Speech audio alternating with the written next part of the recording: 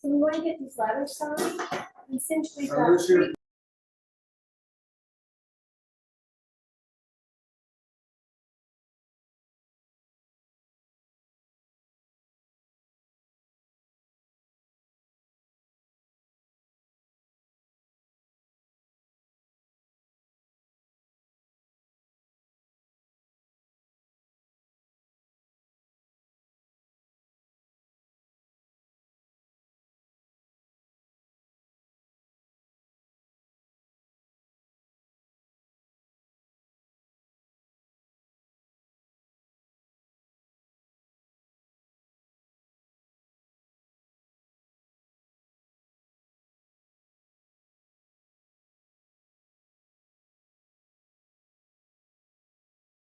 And then, Okay, so basically, I have these letters ready that you approved last night. Yes, And since we have three members that are on travel or unavailable, I made a suggestion that one of you change the last sentence to say, I am signing on behalf of council members and putting all of your names in and recorded Nina Armstrong. And you just have Greg sign it and put your names in. Richard Nick. Are you guys okay with that? Great, thank you. Yeah, I'll make that change in the Make a morning. change and then we'll review Yeah. it one more time. Yeah, and then we'll get out that way. Good idea. Thank you. Sounds good. Thank make sure that you spell B.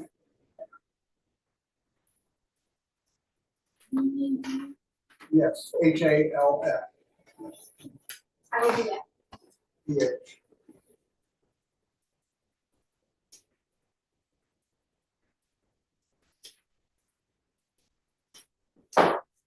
what's my agenda? All right, come on. Just had it.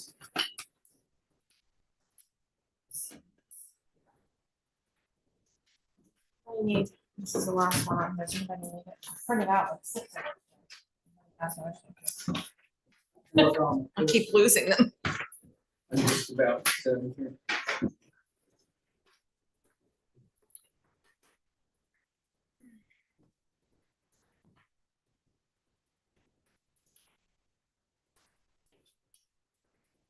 What can you look at? It's the draft for the. You're okay, no problem. Excuse. And the speech.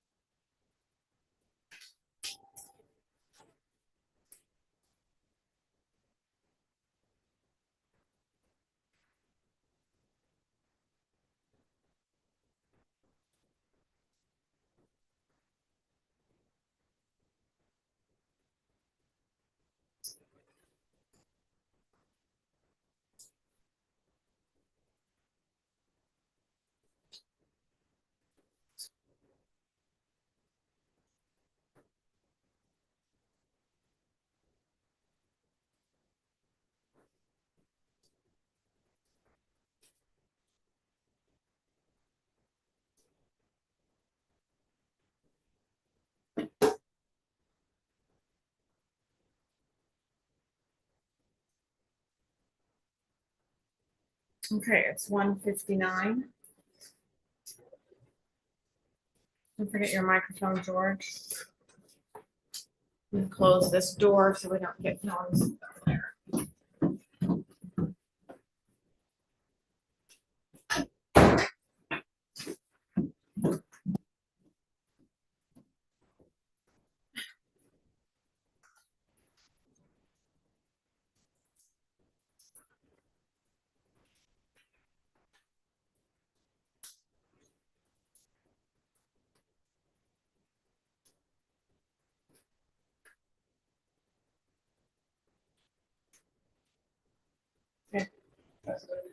All right, I'm gonna go ahead and call the special Parkersburg Town Council meeting to order. It is Tuesday, March 11, 2025. It is 2 p.m. We have 4 members of the council physically present. We have George, we have Chris, we have Storm, and we have Greg, and we have Zach remotely. We have Roberta and Nina are absent. Motion to approve the agenda. Move to approve as submitted. Second, we have a second, Chris. Discussion on the motion to approve. Zach? Yeah, I was hoping we could amend it to talk about item 2 first, since I might not be able to be here for the whole time. That's fine. You want to do item number 2 as first? How about if we do 2 and 3, because they kind of relate to each other. That's fine. 2 and 3? Is that a motion, Zach? Yeah, I moved to amend the agenda as stated. Second. Is there a second on it, the amended motion? The amended motion is, the order of events will be 2, 3, 1, 4. 2, 3, 1, 4. Discussion on the amended motion. All those in favor of the amended motion? Yes. Carries main motion. All those in favor of the main motion? Yes. Motion carries 5-0 vote. All right, so discussion and action regarding maintenance of mains, meter pit preparation. This is an issue that will precede the installation of our meters. There are numerous meter pits or meter boxes throughout Harpersburg, Oliver, and the county that has gosh knows what in them, full of debris, animals, trash, whatever, Steve. You can imagine something being found in the meter box, Steve and his employees have found it. So the issue here is how to go about getting those areas cleaned up and satisfactory for the pending installation of new meters when that contract is awarded. So Debbie, you want to pick up on that? Yeah, so, one option that we have is to include this as part of the project itself. And that would then require the person the company that we award it to contract a company to come through and do this maintenance. That would be one option. And of course, whatever that cost becomes with their markup becomes part of the project and kind of erodes the capacity that we have within those monies to maximize our system that we end up purchasing. The other option would be for us to foot the bill for preparing the pits ahead of time. Steve and his team have done a rough assessment and extrapolated some numbers to come to an approximation of about 150 pits out of all that we have to be in some condition that is less than satisfactory to accept the new meters as just a drop-in. Some could have broken components, some could have components that are just really outdated, some could just be very congested with dirt and mud and that kind of thing. We have consulted with Steve has consulted with our maintenance of mains contractor, Greenridge. They have prepared a bid to clean 150 pits. And with their overhead and such, that comes to just over $21,000. That does not include any fixing of whatever they encounter that would be broken or would need to be reworked. So help me here, but I would say maybe if we estimated an additional $20,000 just to be super safe, I would say on top of that, and count for about maybe $40,000 to allow them to do that work. Where would we get that money from? We would do that from renew and replace. I have talked with Charlie about this in depth. We talked about earlier in fiscal 25 spending some money out of renew and replace to do some maintenance of mains work, and all that has been completed. All that has been taken from renew and replace, except for about $8,000, which we took out of the operating budget of the water works. And I can tell you that within the maintenance of mains account, we have approximately about close to $300,000, and in the cash working capital reserve account, we have approximately $300,000. So altogether, we've got $500,000 to $600,000 sitting there that protects us if we have an absolute catastrophe. The other thing to take into consideration, which isn't necessarily on this agenda, but has come up and might affect your decision making, is that the chlorine room in the water plant just underwent some repairs to keep it in a good operable condition. However, there are some design changes and upgrades that have been recommended by a company that came to us via Chris Eckenrode at GD&F, who designed the chlorine room to begin with. This company has provided a quote to rework that room, and it will cost about $10,000. So we would also take that out of renew and replace, because that What was that amount? 10,000. Okay. So that doesn't necessarily have to be approved in this meeting, but I'm letting you know that it'll be coming forward in the next couple of weeks to you for a recommendation to be paid. So all told, you're looking at like maybe 50,000 that we'd be taking out of those monies. And it sounds like that's a small portion of what is available, but this, these funds are intended for this sort of work, and it will be replenished. I mean, it's a chunk. It's not, I wouldn't call it a small portion, Well, no, but it's not gonna eat the whole. No, if we had Caboodle. another blow up Yeah. on Union Street, Yes. we would be able We to. use that project as kind of a catastrophe benchmark. That cost us about 35,000 when we had to fix that, and we would have a couple iterations of that still left within that renew and replace. And if, we depleted that, then it is my understanding we would have access to the other SB 234 cash working capital reserve fund. Okay, and that could be important from the report last night. It could be that as work commences on these areas, it could create additional. Yeah, if they get to be large, that's the kind of thing we would look at. If there are just small nominal fixes, and we would just take that in our operating budget. Great. I think Zach has a comment. Go ahead, Zach. Yeah, just trying to understand the other side of it. If we didn't approve money for Green Ridge to contract this work, how is there a method for us to do it in-house, or are we looking to contract with somebody else? Or what are the alternatives? Well, somebody else would be to, I mean, Green Ridge is our approved maintenance of means contractor. So we ourselves wouldn't directly really go to anybody else in this point in our lives. The only other option would be to include that in the contract that we will make to upgrade the pits. And so if you conceive that it's going to be $40,000, and it is, then that's $40,000 right off the top of that contract that we're of 260 that we're eating into to do this. Gotcha. Work. So Right. there's no scenario in which there's employees of the water department or maintenance for the town that do this. This is something that's contracted out usually, or would be. Well, in a perfect world, Yes. I have 3 other people, yes, but I've got 2 guys who are out straight right now, chasing, just don't. The other thing is Green Ridge also acquired a kind of a big suction snorkeling machine that they go in and they basically loosen everything up and just suck it out of the pit. I am hoping that this is going to be a very efficient way for them to do it, as opposed to giving my guys little garden shovels to kind of get in there and, kind of dig it out. Whatever, so. That makes sense. Thank you. okay, I need to correct some numbers. I've been looking for this piece of paper because here were my numbers.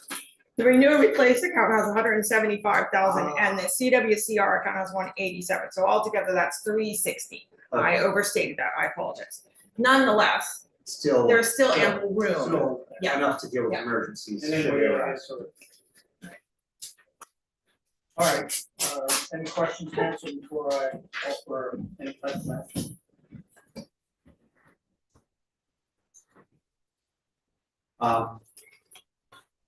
Yeah, would it be beneficial to have this approved now, or is there still more information to come in? No, I think we need to do it now because I have a call scheduled tomorrow with Leo and Jennifer, our engineer in Region 9, to try to get this bid moving forward. We are very close, and if we can establish that we're going to go ahead and charge Green Ridge to get going on this, we are on our way. Yep. Okay, and this is out of renew and replace. Renew and replace. Yep. Estimate was a total of 41, which we would make that up to 45. Or is it? what you're comfortable with. I mean, I don't know. So they gave us a price based off of at least 150. But that's just a clean. That's the thing. Then there's a per pit cost beyond that. So if we determine that it's more than 150, then they get us a quote for. I'll read to you what it says on here. With an anticipated 150 meters to verify, the price includes cleaning out of all debris, inspection of existing meter and pipe material. All damaged boxes will be repaired separately at an hourly rate plus the cost of materials. So this is just to clean approximately 150. And if there's anything broken or needs to be replaced, that is charged separately. You're allowing an extra 20 for that. It sounds to me like the 41 we covered. I feel like 40 Yeah. should really do us pretty good. Yeah. Great. I move to approve up to $41,000 out of Harper's Ferry Waterworks for new and replace to have Green Ridge. It's in full. Oh, I'm sorry. Green Ridge Contractors, Inc. Contractors Inc. to conduct cleaning and restoration of approximately 150 water meters. Second on the motion. Correction, didn't you say 40,000 and you said 41? I was going off the notes from before where it was 21 for cleaning and 20 I recommission. have 41 on that. Pardon, withdrawn. It's fine. You have a second from Chris, discussion on the motion. All those in favor of the motion? Yes. Opposed, 0. Motion carries 5-0. All right. Okay, agenda item 3, discussion action regarding 25, 26, 27 CDS apps. We are at the point that the work to be done, and we're putting in, correct me if I'm going along here, for 25, 26, and 27, that all of that, we're successful in all acquiring those monies. That will be a complete rebuild of our entire distribution. So how many years did you say? 25, 26, And 27, and maybe 28. and maybe 28. It would end up with, correct, a complete rebuild. Yeah. It'll finally, for all the work we've done with getting 25, 26, 27, plus the monies that were spent for the new plant, which was 6 and some change, we could have got all this done in 2000 and whatever. Whatever that was, 9, 13, 9 or something for, $3 million. yeah, I mean, it's just crazy. Yeah. Anyway, go ahead, Debbie. So right now we have the WDA project underway, and that is phase 1 of the distribution system project that was designed in the original offering to do the plant and the distribution system. Phase 2 is the meters, which we just talked about.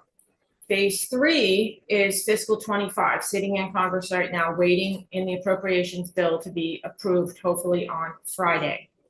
That is going to cover our budget is not 6.7. Our budget is just a little bit over 6. But when we put our contingency in here, we have to add $600,000. And so that pushes us over our top. So we've made 4 items on here, alternates, okay? So depending on how the bids come out, we may or may not, we might have some move on that number. So that is fiscal 25. As soon as Congress makes a decision on the budget and we hear that this is included, then we'll be able to wait for the EPA to get instructions to proceed, but then we'll know that we've got this in hand. And probably then what will happen is fiscal 26 applications will come out. Our plan for fiscal 26 is to take these 4 alternates, because very likely they will not get included, these guys right here, and put them into fiscal 26. So you see them down here at the bottom, okay? Along with everything else in the original design that has not been included in any of the projects. So these are all alternates that have gotten pushed off because we ran out of money or they were never on to begin with. That totals $3,500,000. And this number is a little bit low because we may end up needing to get a bond for this. So we would need a bond attorney and some other expenses to run a Rule 42 if that happens. If we can't get grant match money, right, for the match. So this is fiscal 26 plan. If we can get all of this pipe in the ground under fiscal 26, then what was originally designed back in 2013 will have been completed. However, here is the rest of the story. There is still a lot of line that needs to go in, including the actual main going down Washington Street from about the middle school. Is that right? On Polk Street, just Right the around side. Polk Street, all the way down the hill. All the work that's being done on Washington Street now that you may see on the drawings, or you may see them coming out into Washington Street, is to connect a service line from or a main from the neighborhoods into the true main. And then that main will all be replaced. So that's your first item up here, 2.5 million. So we're looking at, and this has not been engineered. So this will need to be engineered, and that is an additional cost. So these prices are additionally higher. So that's an additional 7 million in projected with inflation as of today. So who knows what it will be when we get there. Okay, 7 million for this phase 5, which is, Not engineered, right in the moment intended for fiscal 27. I mean, the reason I said fiscal 28 is, you know, what we've experienced all along is by the time we get there, and this is just the nature of the beast of dealing with grants and, you know, that kind of thing, that, you know, inflation happens or whatever, and you just can't get everything you wanted to do on the project. This is a very normal experience to have. So it's very probable that, you know, some of fiscal 26 might not get done. We might have to put that into fiscal 27 along with some of what is here. And then you say to yourself, well, we'll need a match, so we're gonna be able to afford that. And so then you might not be able to afford that, so you split it into 2 years or something, I don't know. But this is now has on paper everything that conceivably by 2029, 2030, we could say all the lines have been replaced at some point. Yeah. So, These amounts include the matching that we would provide? yeah, they're the total. So Okay. if, you know, if you get you would have to, 20% of this, if this were the true number, 20% of that would be our match. And I may have missed this, but where are the water plants, water towers? Water towers are back here in fiscal 25, right here. Okay. So that's the one that's waiting to be approved. Mhm. And also in there is the Prospect Street booster pump station. That was phase 3, the 6 million plus is water towers and Prospect Avenue, including that whole rework up there with the booster pump station and new lines. And then there's, what is it, 1, 2, 3, 4, 5, 6, 7, 8 streets and 4 alternate streets. and then phase 4 is generally Phase 4 is another 7,650 feet, linear feet of pipe on various streets.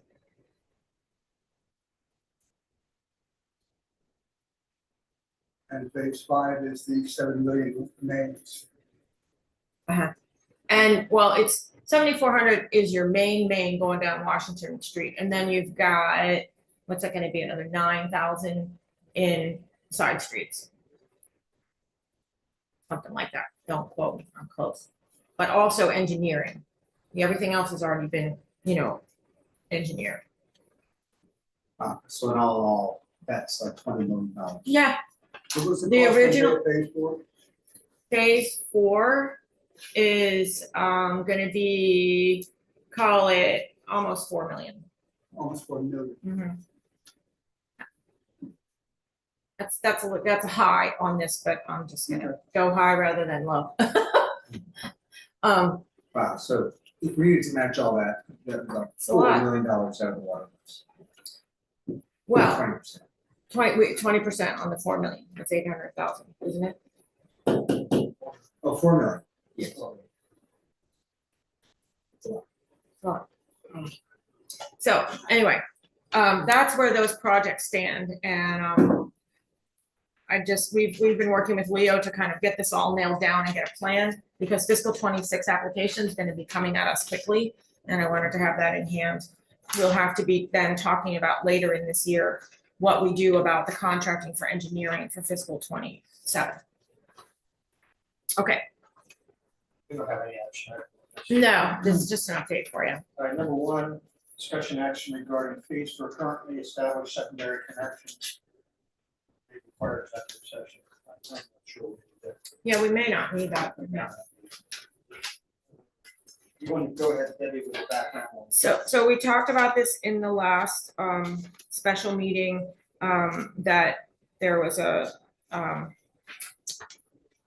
the situation that prompted you to consider the circumstance that within our service district, there are some secondary taps pulled off of primary service lines that are the first, only one of them is metered.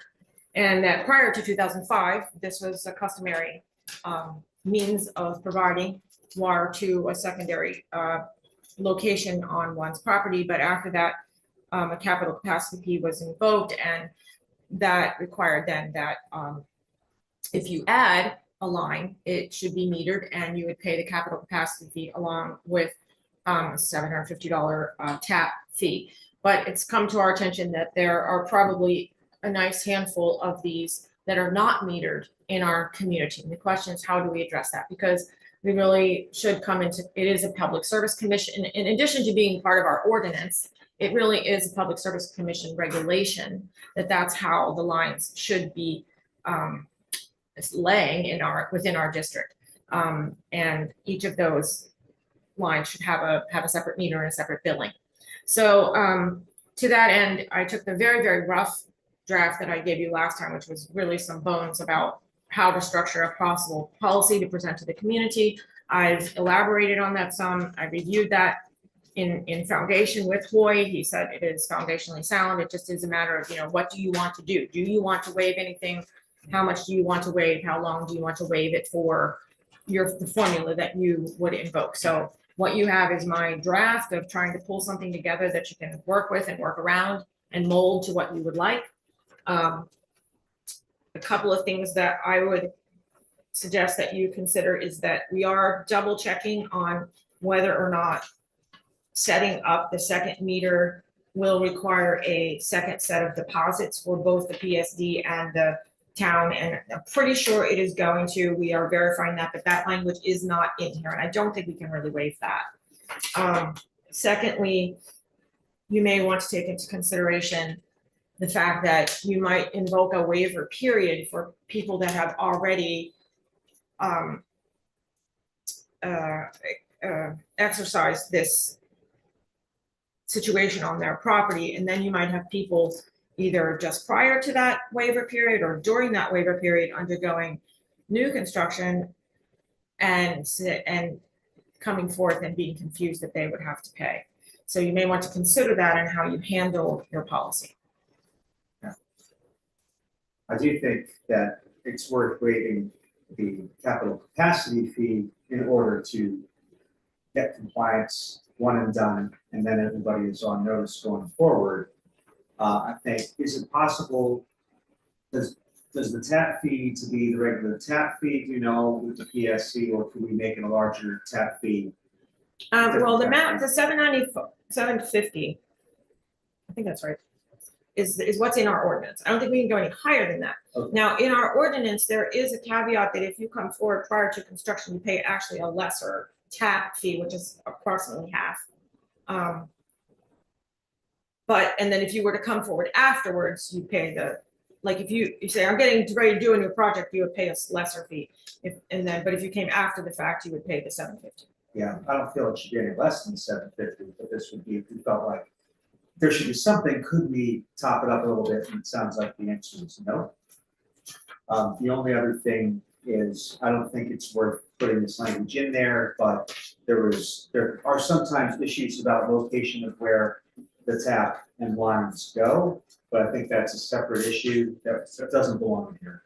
but just to bring it up because it was a topic. And here's what I was thinking about timing and execution of this action. So there, of this project, this would be like a project possibly. So you have on the back page sort of this thing for people to fill out as to, okay, I'm one of the offenders, here's my information. And as long as they would get it in my imagining, in the period of time that you've set up for the waiver, then it goes onto a list of things that your guys have to do. Our execution of that is not their burden. Yep. And to what you're saying, you know, we have situations where we've got meters coming in from backs of properties, sides of properties, all over the place, and putting a new meter in isn't necessarily a simple task. And so that's not the customer's. This is just concerning the fees for Right. this and saying we are having this amnesty for this period of time. So what was your thoughts a few minutes ago when you were just throwing around? What did he, actually, Just that you don't want to reward not following the rules. And if there are a way to bump up the tap fee, I don't think it would be wise to charge any capacity fee in this situation. That was my thinking behind it. But I think it's worth it to get in compliance and set the ground rules going forward so that this won't be an issue with anybody in the future. Steve, do you have a spitball idea about how many there may be in the two towns in the county? I really don't, Greg. I mean, when I was out reading meters last month, over, you know, it's on the Cavalier Heights area, I was just paying attention, you know, to what I was seeing. I think I came up with 2 or 3 that looked like maybe, you know, but,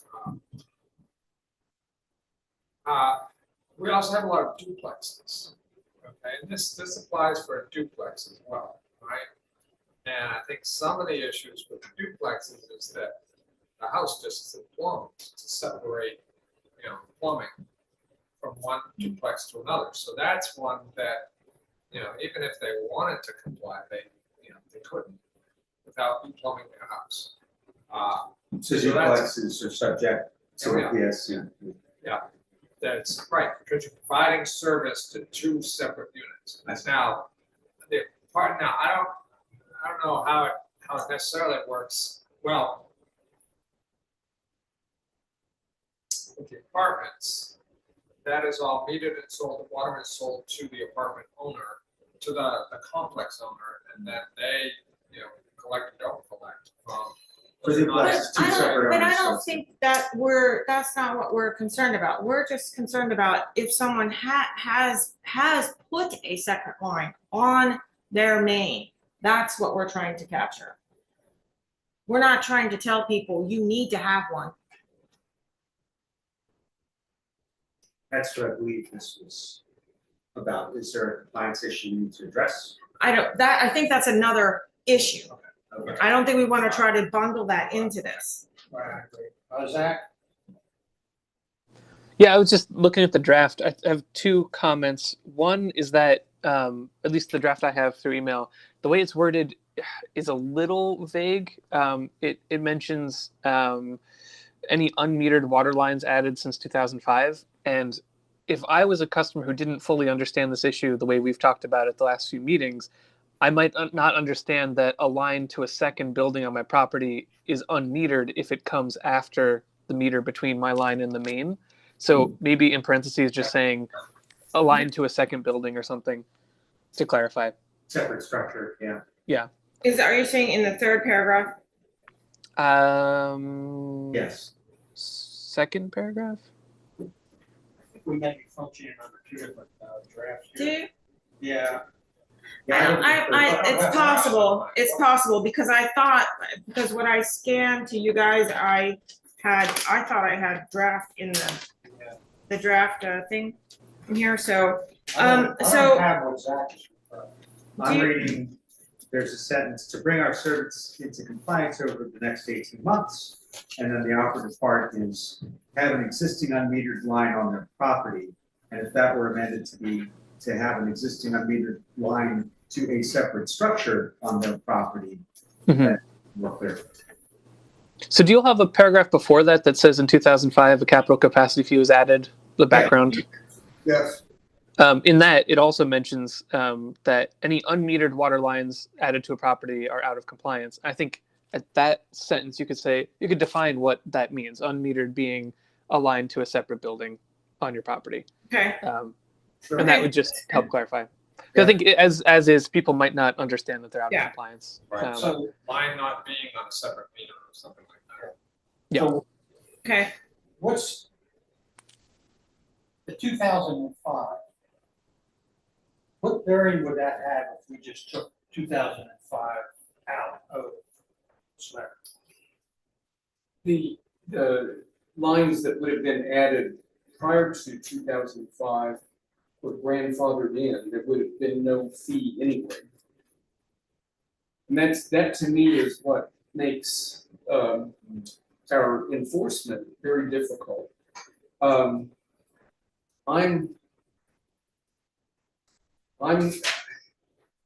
want to hear arguments from every direction, but at this point, I'm not inclined to do anything really, because I don't think, from what I heard the other day, I don't think it's going to make any difference in what the PSC decides in the present case that concerns this.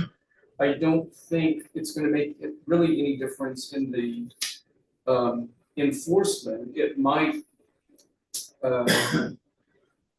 mean that we have some people coming forward to clear the issue, but my guess is that there would be a lot that would not. Sorry. I think to address that, we would have to be in executive session. There are things that may have been discussed that would bear on why it would be beneficial to adopt this policy. Yes, Chris, what you're questioning is our amnesty or our enforcement? Well, on enforcement, regardless of whether we do an amnesty or not, I don't see that there's gonna be much an advantage. It may be an advantage for An advantage for what? a few. Advantage to enforce or advantage to amnesty? It would not give us an advantage for future enforcement. What would the amnesty or the enforcement? You saying the amnesty is unneeded? The amnesty. I see.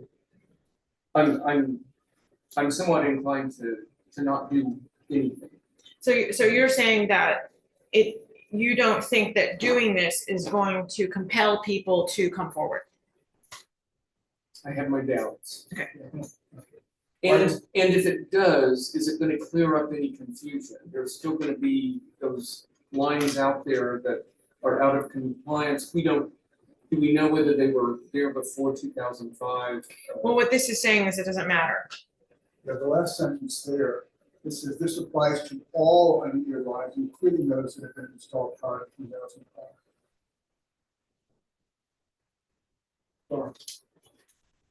Chris, do you feel that there's any harm to adopting the policy other than the time it takes to fashion it?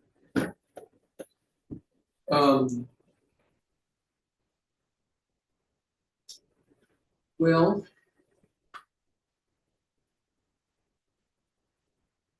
maybe creating more categories of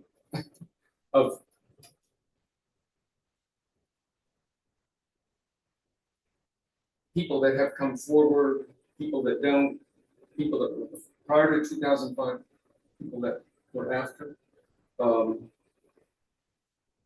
So they stir up things unnecessarily. And lots of additional bookkeeping. I don't know. Yeah, I mean, I'm just, and I get where you're coming from, Chris, I'm sitting here thinking, saying, okay, it's like, got a stop sign, for sure. People are busting through it. So should I tell the chief of police, I want you to start issuing a citation for everybody that busts through, or just say, "Oh, the heck with it, it's tourist season." I mean, this is a PSC regulation. It's not Harper's Ferry, it's the PSC telling us that any unmetered line going to a structure must be metered. That's not us coming up with that. That's a state regulation. So if we ignore that, then we are basically ignoring the state code. Anyway, that's Zach.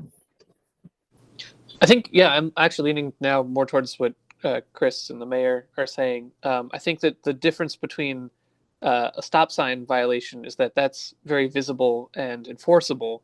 In this situation, I think we'd have to have a discussion about how we then enforce, if we choose not to do the amnesty, how do we identify and enforce the rules as written? I think we'll have to do that eventually either way, but I don't know how we do that. I would comment, that first I saw Denny's brow for about 2 minutes ago, and I wanted to know what you were thinking about. I don't know. I have my brow furrowed a lot. Okay. I furrows and then unfurrows. I wanted to yield to your thought process. Yeah, I'm not sure what, I don't know. Okay, it's my understanding that the reason behind this waiver was to obtain enforcement without the threat of legal complications.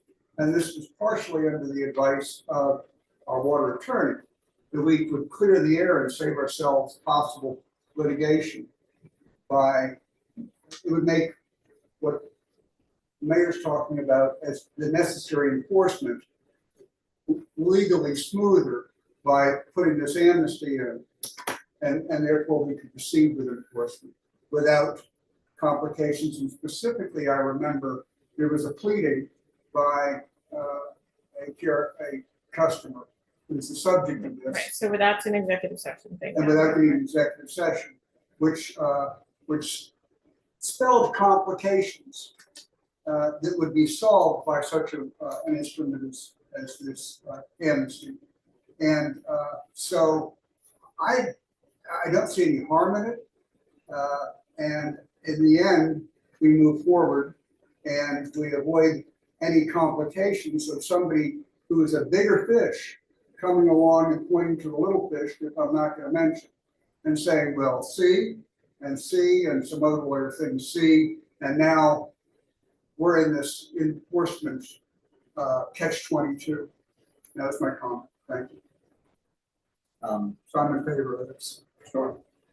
Yeah, Exactly. the heart of it is that whether or not we can enforce this in all cases, that I feel we do have a duty to enforce the PSC regulation that we have, and this will enable us to do that and probably in some specific cases solve some issues.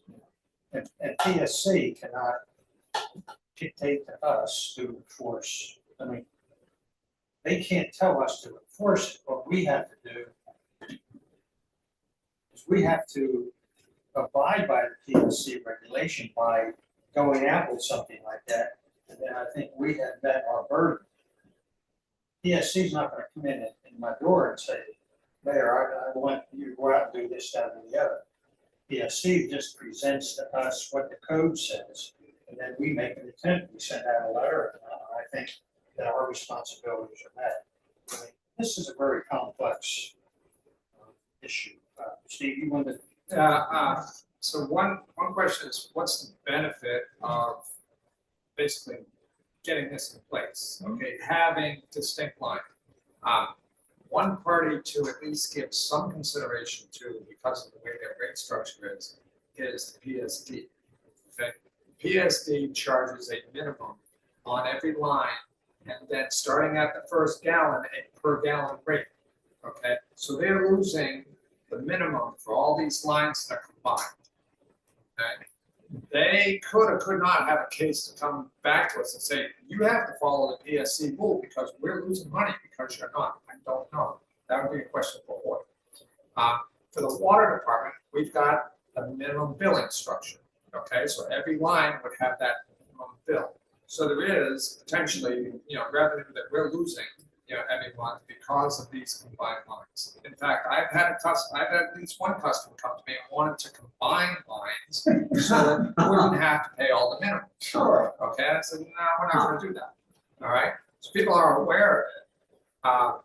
But I think that, in terms of George's comment, and somewhat back to Chris too, in terms of enforcement, even if we put this out there and we cannot enforce it, we have made the attempt so that in the future, if it pops up and we realize that someone is, like maybe wasn't even in town at this period, but in the future, goes and does this, we basically have much firmer standing to go after them and say, sorry, that's not allowed. You do have to pay us. It's just because we're in a situation now where we're having a tough time, making that argument. Well, a little bit of a tough time making that argument, because, this has been going on for so long, but this one doesn't happen. So even if we didn't enforce 100%, even if I can't go out and tell you, oh, this one's didn't come forward in the amnesty, we made that attempt. And if we do, in fact, identify that there are people flouting this, then I would bet that Hoy would tell us that we stand up. We're in a much better position to legally go after. Zach has his hand up. Go ahead, Is that a Zach. comment? Yeah, sorry, last comment, or a comment and a question, I guess. But if we are leaning towards some level of amnesty, my recommendation would be to reduce it from the 18 months that are listed in the letter. I feel like for something as simple as contacting us, I don't know if we need to give folks that large of a window, maybe 12 or 6 months, and then we've still met the requirements. The question I have, I guess, for Steve is now a window when we're on the cusp of potentially replacing a lot of the water meters a good time to figure this out so that folks who might need additional meters could be caught up in the work that's going to be done to replace the meters? Or are we still, the timeline's a bit blurry for me, but it seems like knowing this sooner than later would be helpful to combine projects a little bit. Well, I haven't really, wrapped my head around, that, the timing and all the rest for that project. I guess you could make the argument that if we're gonna be buying meters in bulk, this would be a good time to know how many meters we're gonna be doing. What I would probably rather us give some serious thought to is adjusting our tap fees so it's more realistic in the future, rather than cram everything on this in at maybe the cheapest price now. Oh, gee. Does that make sense? The $750. I mean, for when we. Are you talking about a tap or capital capacity fee? I'm talking about tap fee. Okay. Tap fee, because that's what's going to have to cover Yeah. the meter. We're going to have to buy the new Mhm. meters with Okay. tap fee Okay. and all that. Right. And to responding to Zach's query on that, I don't think I agree with George that is not quite what I had heard our counsel say the other day, that we needed to do this because of things before the PSC, but he did indicate that if we did it, we needed to do it soon because of that. It made the timing important. Yeah, in fact, this morning Debbie and I talked about the impact of the 6 months dropping from 18 months. Right. And that was a thought. Storm and Yeah, the only one thing that we should probably at least discuss is retroactivity, if that's something you want to do. If so, what period? You mentioned that there may be some people. So how do you want, yeah. Okay. So what are the field of options? No, I wouldn't know that. I wouldn't call it retroactivity. I would call active applications. Because retroactivity is this, right? This is going back to address something that didn't happen, but you may have some applications that are waiting now for new taps, and you may have some applications come during the period of time that you offer amnesty, and these people are trying to do the right thing, yet you've got people who, on purpose or not on purpose, or not even when it was a law, did the wrong thing, and you're giving them forgiveness. And so what are you gonna do about these people who are coming forward and doing the right thing? And this is for, is this still just applying to secondary Yes. connections? So Yes. active application, so that could be an option, it seems like it would make sense, since if it had been completed, already, they would be allowed to be part of this. Right, Okay. right. So, so I think the other point that I'm gonna make was dovetailing on to what Steve said, the question becomes, what is the benefit to the waterworks, and it is much as Steve explained, what you're, you want that, initially you want that capital capacity fee to help you with the fact that that item is getting added on as an additional load to your water need and your water production and to your distribution system. So that's why you take that capital capacity fee. And then you want that minimum for the same reasons that PSD wants their minimum. Your minimum is for 2,000 gallons. If that's just a garage and it's only consuming 500 gallons in a period, that's part of the cost of doing that. But you still have issues in your system that you're trying to deal with, overhead and such, that helps you address as a utility. The PSD will need to, once you all come to some consensus, if you want to do this and you decide what you want to do, we will need to take this to the PSD to make sure that they don't have, because they also have a fee that goes along with capital capacity because of sewer and that kind of thing. So that's something to consider. And I just also want to bring up the point, and it's because it came up here and it's come up in a couple of previous meetings where, we've got this idea of adding on to a project that we have engineered and pretty much contracted. It's important to understand that they are engineered, and the scope of that engineer it's a bubble, and once it's engineered and there's dollars assigned to it, adding things onto it because dang, wish we'd done that, becomes a change order, which then adds to your cost. And you have and that starts eating away at your contingency. And so contingency can become required because of other things that are completely unexpected. So we have to be careful about saying, we should be doing that. Let's stick that on there now, because it is a fully engineered thing that a project that a construction that a contractor is bidding on within that simple scope. So it's difficult to kind of add on. Yeah. All right, I have, go ahead. I'm just as a starting point, after hearing Steve, I think it makes sense to do something. I would like to keep it as simple as possible. And just as a starting point, what would it be to say that the tap fee remains as is? The capital capacity fee is waived for 6 months as a starting point, and then you all can throw in. Yeah, I'll have to make a motion because it's complicated, but if I can float this, let me wait a minute, let me get one other thing on the board first. Do any of the five of us, and Steve too, weigh in, believe that maybe any utility to us to come up with any lingering questions we may have in our head right now that I can run by Hoy before we come up with a decision point? We may not have any open questions that we will. I don't think so. The ones I had questions about, we've taken off the table. We're all comfortable with the initial direction that we got from Hoy. And I think he had looked at the Yeah, he the did. earlier rough draft. But I meant from our discussions this afternoon, anything legal pop in your mind that you want me to get taken care of, Steve? So I just want to make sure that we're clear as to what the scope is, what it applies to. Is it outbuilding, structures along? Structure or structures, like people could have multiple outbuildings, However, it's defined by the PSC. okay? It's, okay, so I asked Hoy this Okay, question. Okay.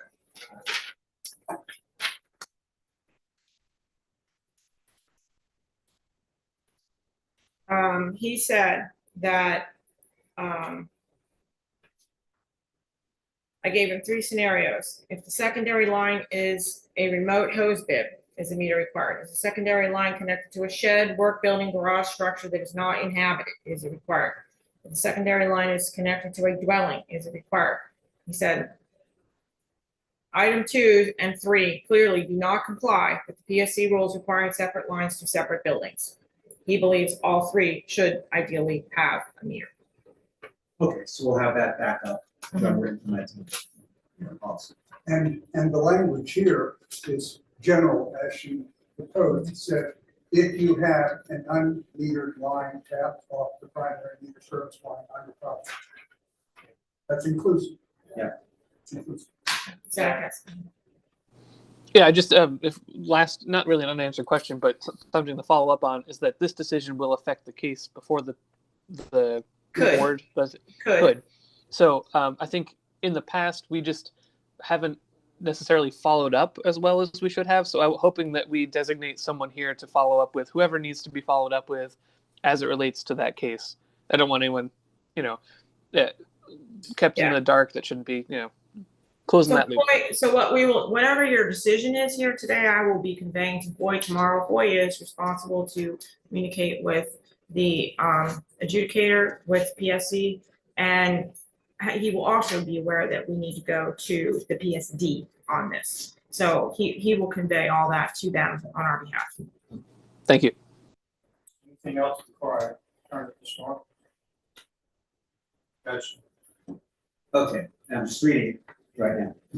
So it will be to adopt the Harpers Ferry Waterworks secondary connections policy as amended, which includes, and I say includes because there may be other minor changes, and this isn't everything necessarily, a 12-month waiver of the capital capacity fee to bring secondary connections into PSC compliance, and which will include active applications, as well as the definition of unmetered line, and that the tap fee shall be reviewed and change if deemed necessary and beneficial. That's intended to be not right now, but to put that on the board. So by that, I think it would seem to me what we would do is we would take whatever you come up with. I'll refine it, Meryl review it, I can give it to you review based on you being the reporting person here, and send it to Hoy, have him review it, and then it could go to PSD and back to council for final approval. Is that what you're getting at? Yeah, I've added the word future, that the Okay. future tap fee shall be reviewed and changed if deemed necessary and beneficial. So this may be off the mark. Future of like the future of after this? Yeah, it had come up that Oh, the oh, tap fee oh. may be inadequate oh, for what the waterworks needs to do. oh, Should we leave that off? that's Separate. not a bad idea, but can we please not do it in all the same sentence? Yeah, let's Yeah. put that on the And the future. thing about that is that we keep that in mind, that that is a tariff, okay? So what you want to be referring to in that is that the next time we need to change the tariff, we also examine this part of the tariff and make a change at that time. Okay, While she's amending the language, I had another question here. We're going from 18 months to 12 months. yeah, Why not 6 months? we could. I think the question is, what is the period of time that'll be actionable and give people enough time? 56 months. So, I mean, I'm thinking if somebody receives this, that's gonna. Urgency, sure. Gonna go in this desk someplace and get lost. I Right, agree. but if it gets lost for 6 months, it gets lost for 12 months. Yeah, Someone who's gonna take action on this, 6 months is a pretty long time. I mean, 12 months. Sounds to me like it's inviting mischief. I think 6 months is probably good. It's That's enough what I'm thinking. urgency. You and I around clear. this table, we think about what we do. Yeah. We get 90 days, we get 30 days, 6 months. Quite a lot. Well, they're also gonna have to come up with $750 at $750, which for some is easy and for some is not quite so easy. And so I plan think, for it. I like, to me, 6 months versus 3 months, if they feel like and that's another thing. do you want the tap fee paid with their submission? You know, that's, I didn't clarify that in here. The other thing to keep in mind, they will have to come up with is they're going to have to do plumbing to get to the new meter.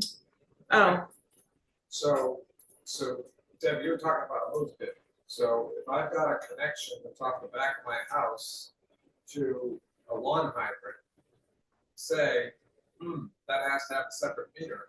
They have to get from that lawn hydrant all the way out to the street. That's where we're gonna put the meter. Okay, so Was- that's not gonna be a small cost on their part. Is 6 months enough? And like, when is this gonna be active? If we're going into winter, then that becomes a whole separate thing. When are we talking about executing this, Kevin? Talking about executing this in August? I don't know. As soon as possible, I guess. I like the winter concept, if it's, if you're giving the guy the notice or the woman the notice in October, then 6 months is problematic. So 12 months might be, I will back off and forget that I ever spoke. well, no, that's new information. 12 months, yeah. We got it covered. And that needs to be covered in here. I mean, people need to be made aware of that. Steve, do you feel like 12 months from what you have seen, working with homeowners would be enough? Notice, I don't have any homeowners except for one who really are all that interested in putting in a new meter. When they already have one. yeah, Well, they can save themselves. If it's for part of an amnesty, you can come up with a plumber Well, in 12 months. they, and if someone came to you and they needed more time, we could right, amend. but, well, the other thing is, you know, we said this isn't going to hold the waterworks hands to actually putting in new meters in any kind of a schedule. Right? So, you know, if they do all the plumbing to get up to where there's a meter, and then I'm not ready to put the meter in, because I have to put a tap into Washington Street, and all the costs that's involved in that. Or maybe you don't even have a tap in Washington Street. Imagine that. But, Imagine that. yeah, but everybody doesn't have the option of coming in the back end, that way. Right, but if it's already that way, and you're asking them to do it, where would you do it now? That's the question. Like, if you wanted to do it within the next year and that tap is not planned to be moved out to Washington Street within the next year, what would you have them do? That's a problem. Well, then we issue a statement that they have satisfied, coming up this close to meter, you satisfy the conditions of the such and such. Stamp, boom. And then the rest of it's on us. That, Sorry, I just, with the discussion of the 12 months, I just wanted to ask if this seems like it's a notification letter that's going out likely with water bills. Is this going out every month with the water bills for 12 months, or are we sending this out once and then hoping people remember? I guess I'm asking, can this be sent out every month during the 12-month window we established? We can do something. I mean, it can Yeah. always print it on the back of the bill as a reminder, we can do some things like that. And the end date of the amnesty will always be the same, but Right. that's the question, does it need to be, I guess, initiated where you say, yes, I want to do that, even if it's on the last day, then it gets worked out. So I don't want to be the skunk at the garden party here, Please come. but, Where do I open up? a can of worms? okay. So going back to, we got a $750 tap. Okay. If the main runs on the other side of the roadway, the water department is responsible, according to PSC code, to bring it across the road so we can put the meter on their property or as close to their property as, kind of roadway. Okay.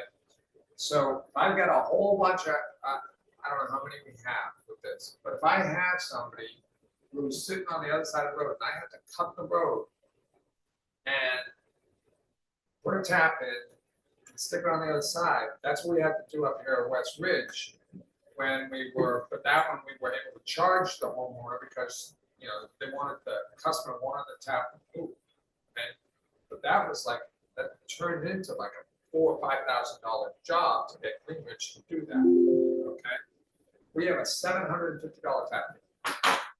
Okay, so let's just, like, I don't know what to tell you, but in theory, it's a great idea. And it's what the PSC requires and all the rest, but our tap fee just doesn't cover the work. And even if I had my guys do the work up there on Ridge, West Ridge, instead of Green Tree, you know, but honestly, I would have been probably having to babysit them for like 3 or 4 days to get it done. So I had maybe what we, you know, if we take 6 months to figure this, ask people to submit their information.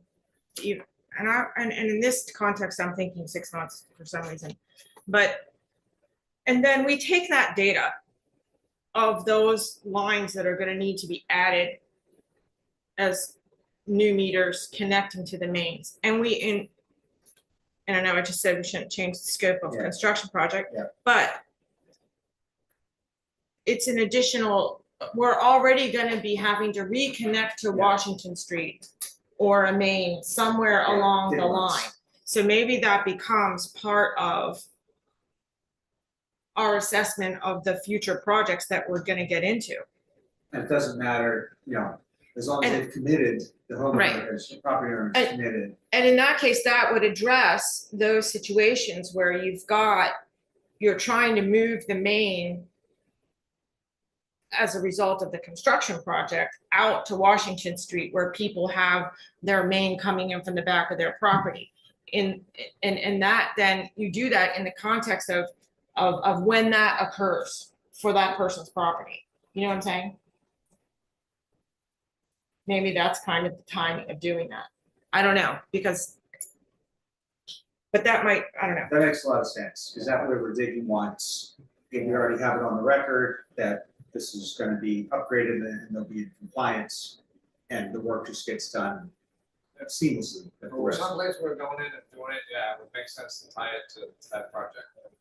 Well, and I guess that's what I'm saying, is that you get all this data, then you got to sit down and say, okay, are we going to be there doing this, or is this an area that we're not? And then you make a decision about that. Steve, since you've been PWA, how many taps have occurred under your? About. I would say a dozen. Out of that dozen, how many would you say your cost exceeded $750? Everyone. Everyone. Is that what I'm saying? That's the second motion of it. That's a new motion. Go ahead, Zach, real quick. Yeah, last comment is that if we're doing this, we're trying to do it based on data. I think we should also take an active role in at least a first order estimate of how many properties would be affected, because we have access to data that shows which properties have more than one structure, and we also have access to water usage data. So I think that, I don't know who we assign this to, but we could at least come up with a very first order estimate of what the maximum number of properties affected would be. Sounds like water commission, Mike Rock. Yeah. Go ahead, Storm. Please, give us a shot. Okay, motion 1 of 2. Move to adopt the Harpers Ferry Waterworks secondary connections policy as amended to include a 12-month waiver of the capital capacity fee to bring secondary connections into PSC compliance, and which will include active applications as well as a definition of unmetered line. Second that. George, discussion on the motion. All those in favor of the motion? Yes. Opposed, 0. Motion carries 5-0. And number 2, Storm. Second one, I move that the Harpers Ferry Waterworks tap fee be reviewed and changed if deemed necessary and beneficial as part of the next water tariff revision. Second on the motion. Second from Chris, discussion on the motion. All those in favor of the motion? Yes. Opposed, 0. Motion carries 5-0. Do you want to make a motion about the Water Commission studying the data? Yeah, move that the water commission conduct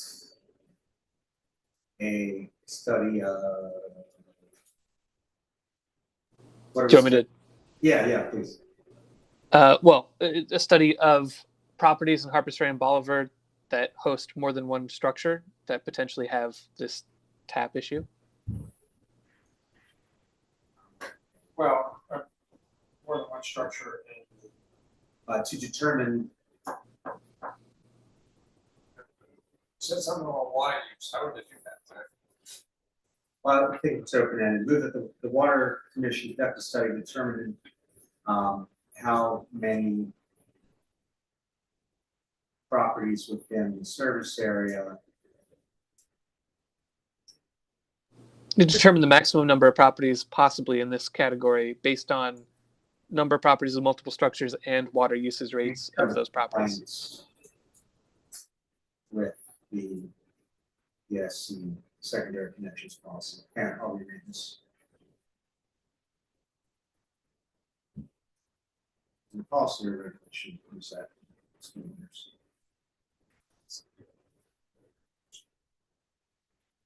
Okay, I'll leave. Strike that. Do over. I move that the Water Commission conduct a study to determine how many properties within its service area may be out of compliance with the PSC secondary connections regulations. second from the motion. And a second from George, discussion?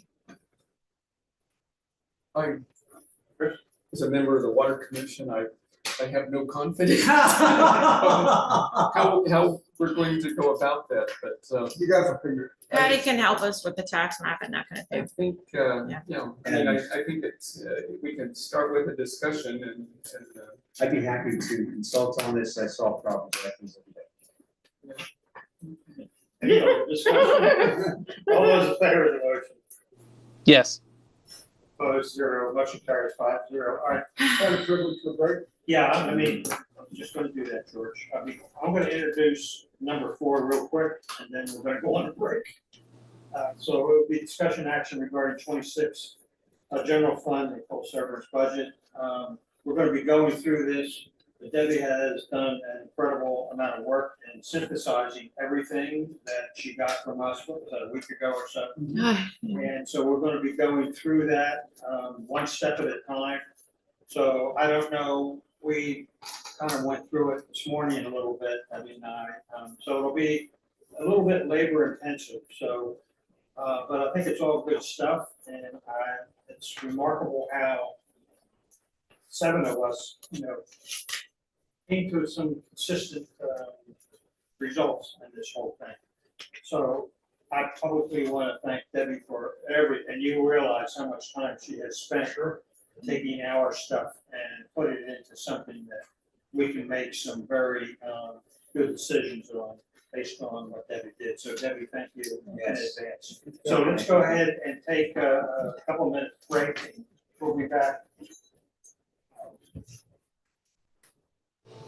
And apologies, I have to step off now, but good luck with the budget. Okay, thank you, Zach. I appreciate Thanks it. for letting me join. Yeah, have a good one. Okay. Take it aside.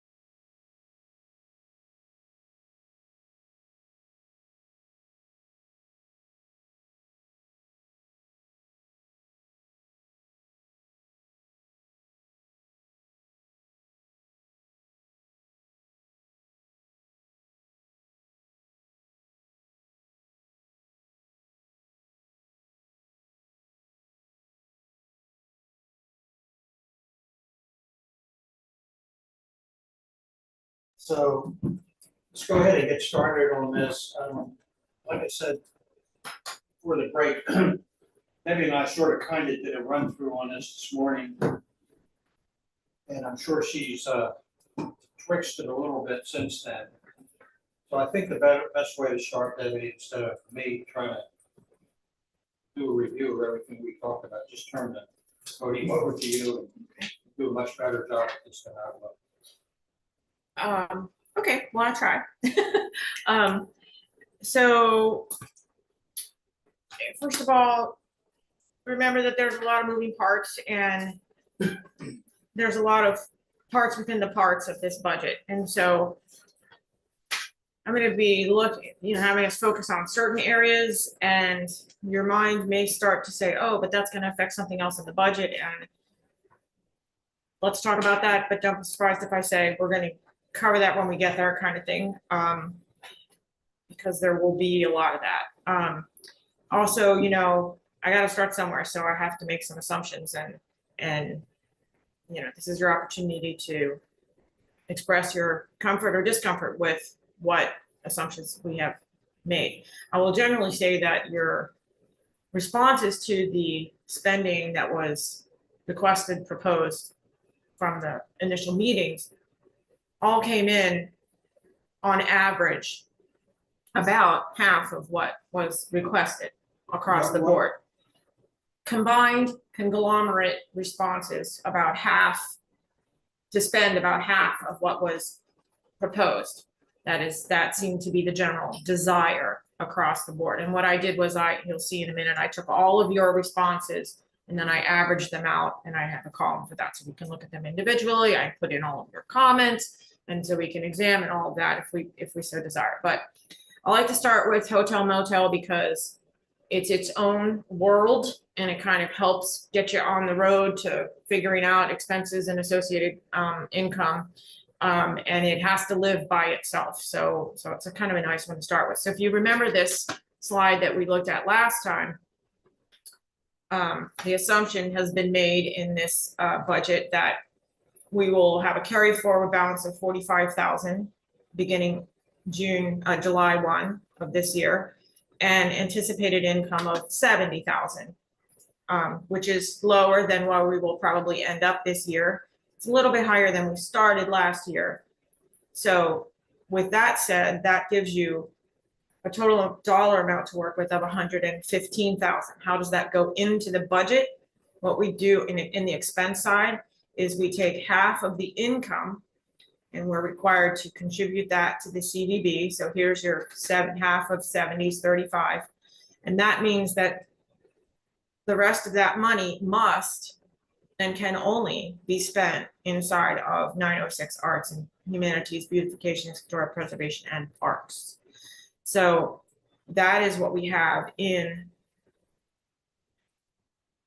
our current budget. Over here, you will see we have the $70,000 in our hotel motel right here. This little prompter is kind of messing me up. I'm not used to seeing that. If we go back to the beginning of 2025, we actually started at 55,000 and quickly jumped to 50. We're up to 75 now. We will probably be at least 75, maybe 80 by the time we finish. So we can adjust that and adjust our total amount of dollars. But then as you go down to the bottom here in the expense area, what happens with that is here's your 35,000 that goes to the CVB, and here's your 80,000 that you have to spend on expenses that are applicable in this category. Okay, so now we're gonna go back to the funding requests themselves. All right, so what I've done here is here's the request by item, here's the total request by association, and then for each of your responses, which I'm gonna show you, everybody has a column, okay? I entered in how much money per item you felt was appropriate. If someone had to recuse themselves, instead of dividing that for an average by 7, I divided it by 6. So we ended up in this green column with an average of all of the items. So for the first one here, they requested 6,000, we've got a 4,000, 3,000, 2,000, 6,000 recusal, 0, 6,000, we're gonna divide that by 6, that gives us an average of 3,500. So inside of here too, I also, there was a comment made here, put in 0. Comment was to apply to SHPO, don't give anything at this time for either item. That was that person's comment. So just so we don't have to look across this long column, but just to give you a summary, and we can go back after reviewing the summary if you would like. I'm going to close these up again and show you that for this particular set of items, we've got the average of 3,500 and 5,300 for the 2 items that were asked at 6 and 10,000. This one, everybody put in the full amount. This one, oh, excuse me, I guess you want to see what that is, Danny. So this is the cemetery for the Bollards. This was the up at the Historic Town Foundation, the baseboard, flooring and framing, and the sanctuary ceiling work. Okay. So Old Town Christmas, the greeneries, 2,000 was the ask. This was kind of all over the board, ended up at 785. There was a lot of support for the library. Some comments were, I'd like to make it lower to start out with and maybe review later. Anyway, ended up at 5,300. I believe the library said. And those are the programs, not. Yes, the programs, not the unilateral giving. And yeah, so then on the chamber music, some came in a little bit lower, but generally mostly strong support there. Oddfellows, there was a lot of comments about requesting SHPO, reducing the donation there to about half. Women's Club, kind of the same story. And then down here on the Parks and Rec, we've got the beautification at the Children's Park, music on the Ridge. This is summer at the music at the gazebo, art in the park, scarecrow contest, film festival, and Oktoberfest. Can you hold on those and putting them into it? Oh, Jim, is it possible to have that green column in a color that doesn't hide the figures as well? yeah, Letter green. Later green.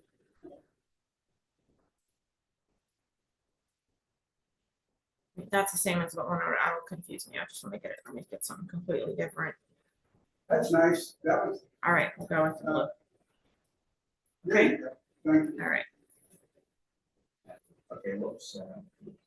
Let's go through.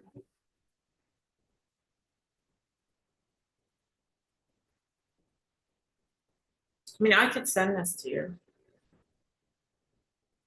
Because whatever you finally decide on is going in this orange column. Yeah. Great. Okay. All right, then for the beautification, the first one about the annual request to upgrade to have the landscaping done in each of the parks, the mulching, remulching, etc. That was met with about half. There was mixed support about the lawn maintenance, but we didn't have a number in there, so we don't have anything in there.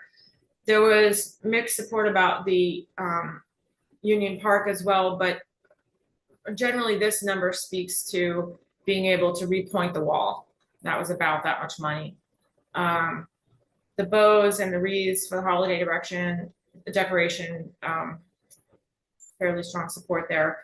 The flagpoles seem to be a bit of a no-go. And the 4th of July band was supported. I'll say that they are all volunteers and ask for very, very little money for their performance. Debbie, I recall that the ask was 400, not 500. They didn't ask. We have always just, we can't even get them to ask. Okay, I remember that Yeah. the number that you presented was 400. Yeah, no, it's 500. Okay. I mean, we can open this up and take a look and if you felt like you want to change your thing, if you responded otherwise, because that's what you believe, we can do that, no problem.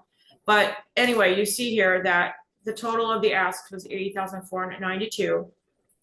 And what the group consensus was about 46,000. So a little more than half. overall. So I guess the question is now, did you have a question, George? I had a question for the panel here.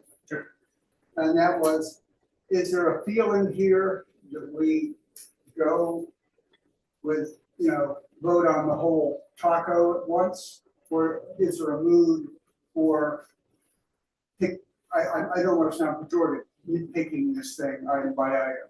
I would say we're starting with, I'll ask you and then Chris and then the next. yeah, I feel like the way we've usually done it is we reach consensus, but if we're starting with, okay, if we're starting with there are particular items that anyone wants to look at. Okay, Chris, what's your feeling on it? Well, my overall sense is that we're dealing with a pot of money that is probably our prime money for the historic district. That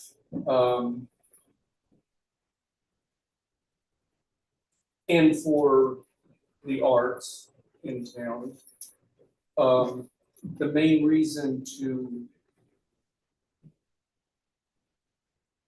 not use it up is to carry forward for something big, if there are thoughts about that. But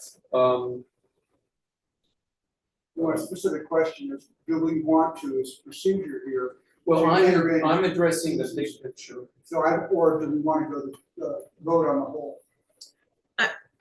I think kind of what we've done in the past is gone through and just agreed to an amount for each item and then sort of said, all right, for 906, that's the whole picture. And See, agreed on George, the whole picture. My comment is, I'm trying to make the point that if we had used up all but $7,000 of the whole amount, including the carry forward, Yeah. I would be much more conservative than I am when it's looking like, 45,000 left over? Right, but I think he's asking about process overall.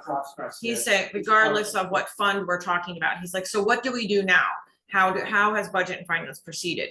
And yeah, in the past we've gone through and said this seemed about right. I do feel like this process that Deb had us do, where we all provided direct input, is a pretty solid basis. And I think as we go through, I think we'll be able to go through and reach consensus side by side.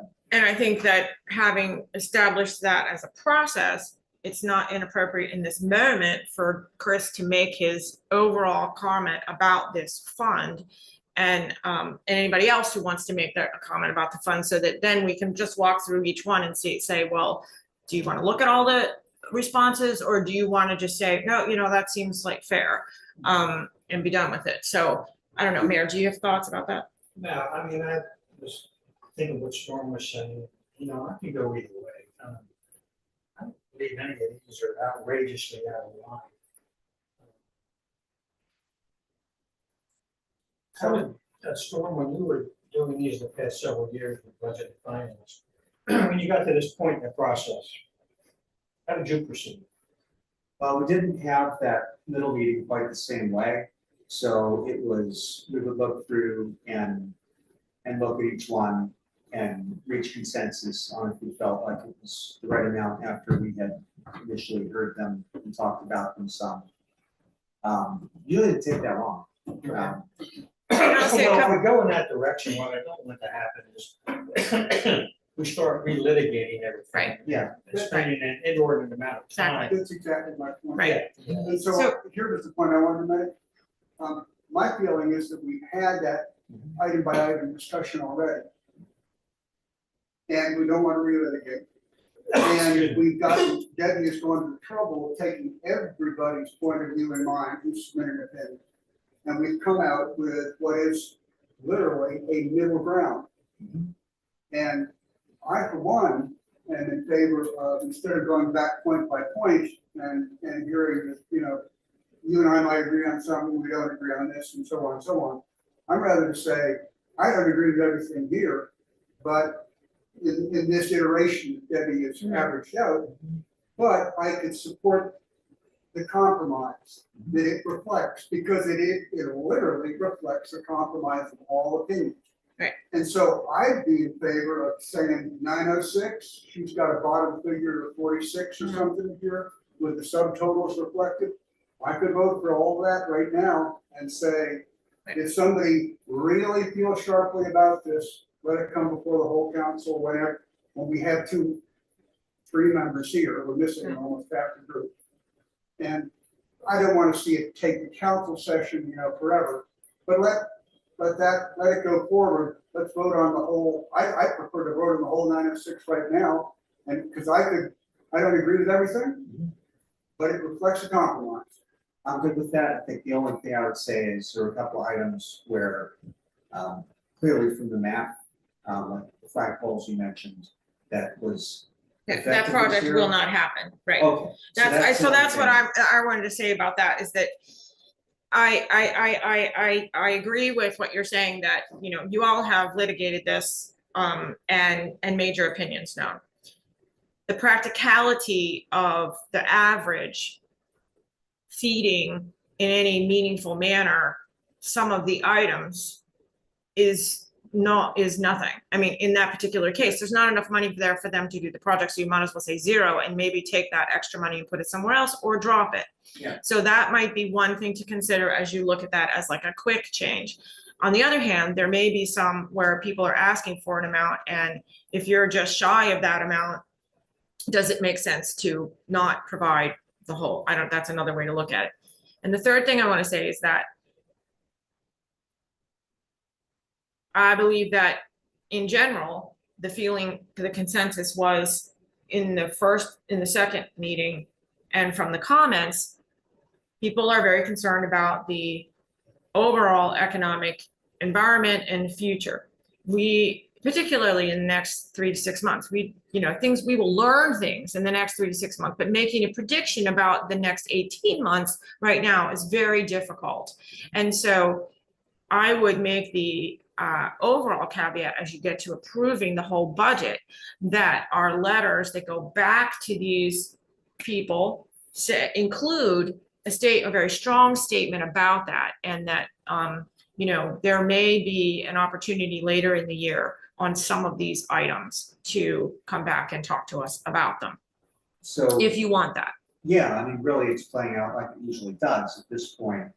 I don't think we would ever even make a formal motion. It was just that, okay, if we agree that this represents the thinking of the council, and I believe it does, then you would then continue to work, and Right. at town council, Right. when we're passing the budget, Right. that's the official Right. form. I mean, at the end of this meeting, I think the whole meeting, you can say, I agree with what we've got as presented, and you may give me direction at this point, which then will provide a final iteration based on this. I would really prefer not at the next meeting to go back and have to litigate a fine point here and there, because that can really toss things around, and we will be down to the minute of that thing getting in the paper. And we're not going to probably have a whole lot of time to pull another special meeting off. If we get a consensus here. You are the quorum. We are a forum. Why Why are would we we- concerned about bringing it back to the Right. council? We are the council. Right, It's not our fault right. that Lean is not here, Roberta's not here, Zach's not here. That's good. They knew this thing was planned. Mhm. They Right. had the opportunity. And they've spoken through their And votes. they I have have, spoken to the Right. votes. Yes. and I think that it's up to us Yeah. to make a decision on the budget. Yeah. That's why we are what we are. We are the town council. Yeah, that's right. And this average that Debbie's come up with, it reflects the opinion. Everyone's opinion, yes. Of all 7. Exactly. Right, And exactly. that's why I like the idea of saying, let's just run with what she's come up Right. with. Well, I mean, Right. And let's not forget that, let's say we go through and we approve this thing.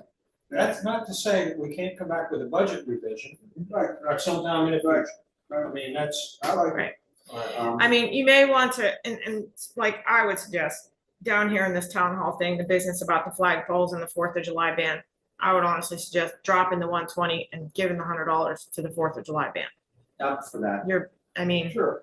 yeah, make it so. 0. Yeah. Alright. And the rest of them I would carry over unless anyone has any other comments about. Debbie, go. Yeah, I know I'm not- Octoberfest was another thing. I'm gonna pull the rest of them over later. Okay, all Yeah. right, okay. My problem with the going through the spreadsheet and coming up with the estimates was that it's so difficult to not, until now, not to see the total that we're spending. And I think, given our historic district, and that we have a number of buildings like the Women's Club about to collapse into the ravine. It is stupid not to really fortify those, bump those up. We have so many public buildings, so many houses in this town that are in dilapidated states, falling apart. And when we have three organizations trying to raise money to have do-it-yourself projects, and I think it's a crime really not to support those very strongly. Well, I get that, and I understand. George can make a case on some other place in here that he feels that very strongly, maybe not on historic, maybe on something else that's in here. Chris Storm may say, he may have strong feelings about something, and I may have strong feelings about something. And then what we end up doing is relitigating everything that was done. I'm not downplaying what there's nobody that's more historically than myself. I mean, I working with Kevin Hamilton and all that stuff, and I just. You're the most historic guy in the room.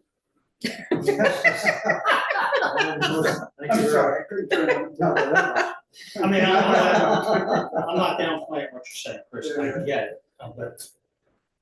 Yeah.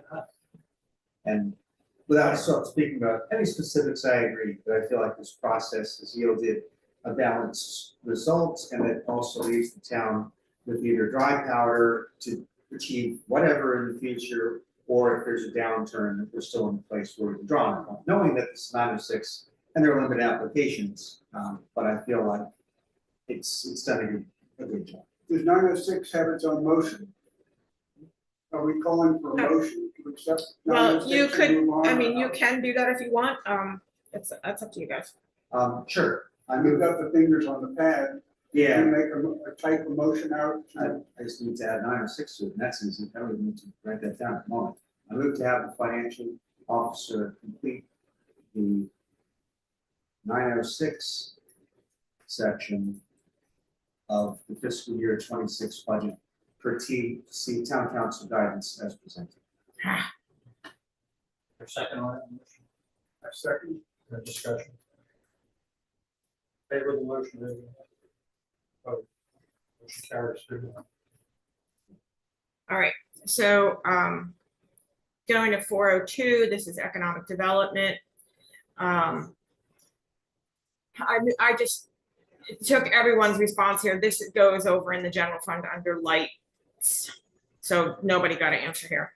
Everybody was in agreement about Canal Towns, the Flip Flop Festival, almost 100% there. Everybody seemed to have strong opposition to this carriage and the event planner. The EPTA uniformly supported. Parks and Recs, what happened here? We just do Parks and Rec? That was, This is the 906.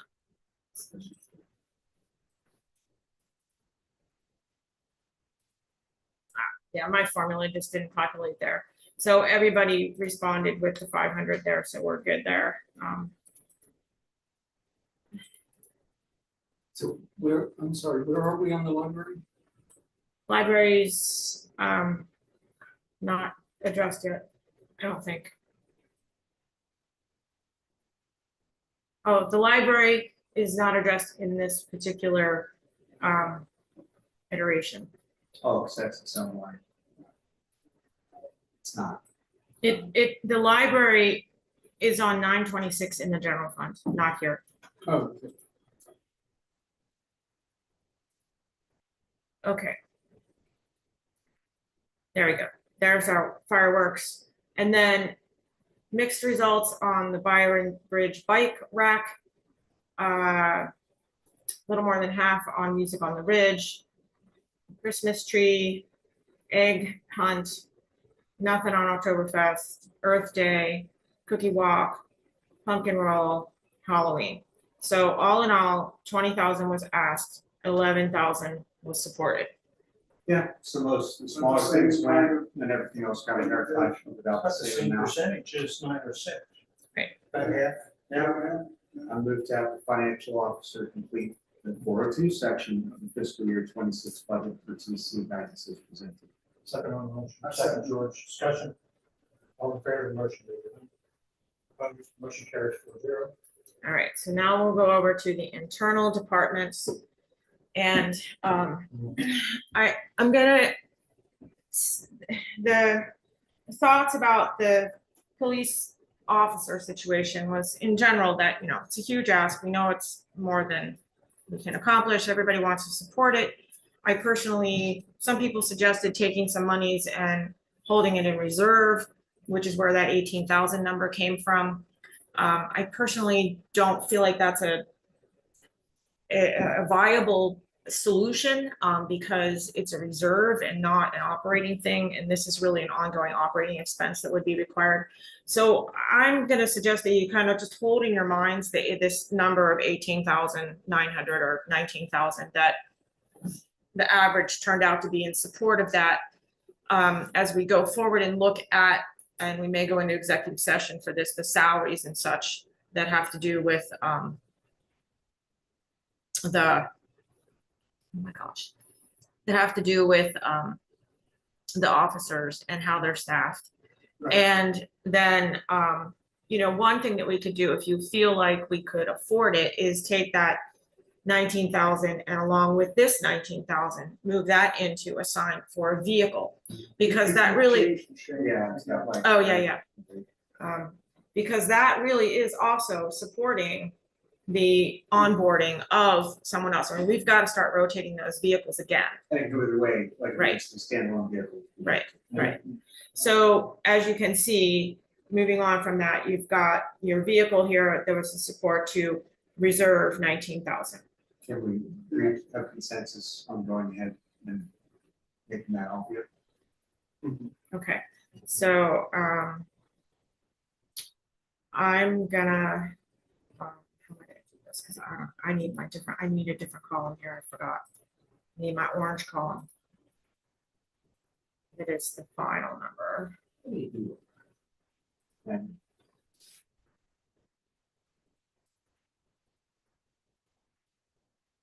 I can cut them back one tablet. you work for a company under high pressure situations where you have. to do So that. yes, one person did not put a 0 in for this, and one person, excuse me, everyone else put whole in, one person put a 0 in. I'm not sure if that person didn't understand what it was for. It's possible they didn't understand. I personally do not feel that you can do this without doing the whole. Yeah, do we have consensus? I have a consensus of the explanations given to us, they are out of compliance. Yes, we are. Yeah. And I have a feeling that the person who addressed this did not understand Do that. not have that Right. information. It's like buying one sock instead of a pair of socks. Right. Do we have consensus to buy both socks? We'll buy both socks. Buy all 5 socks. All the socks. The five. All the socks. For sure. On the other hand, someone in here thought we should buy a little bit more than one helmet. So. Oh, okay. Well, that's the two-headed Two-headed officer. officer. That saves us on overtime. That's right. Have Right. you guys why? That's right, 2 heads. are better than one. Okay, so I'm gonna also, if it's okay, move this just back to 250 for, yeah. But we've got your other, you know, your bulletproof vests you've got in here at full support. All right. Now the AEDs, you know, everybody said get the grant, and that's why this number came down. I think that it's understood. We will probably go ahead and get the grant. I have to say, honestly, I can't remember. I think I got to look when we get over to the full budget. Anyway. AEDs, that's the thing that, okay. All right, so you got your first aid kits, your cones. Not everybody was in support of the cones, so maybe able to do a split on the departments. It's smaller. ones. But everybody was in support of the National Night Out and the community meet and greet, and a little bit of split support on the grant writing. I put some in the office supplies section for the police department. I can't remember what I put in there, but yeah. So then going on down into this street.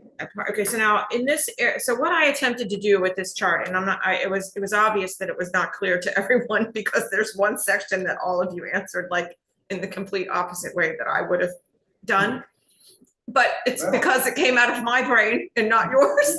This is all communication.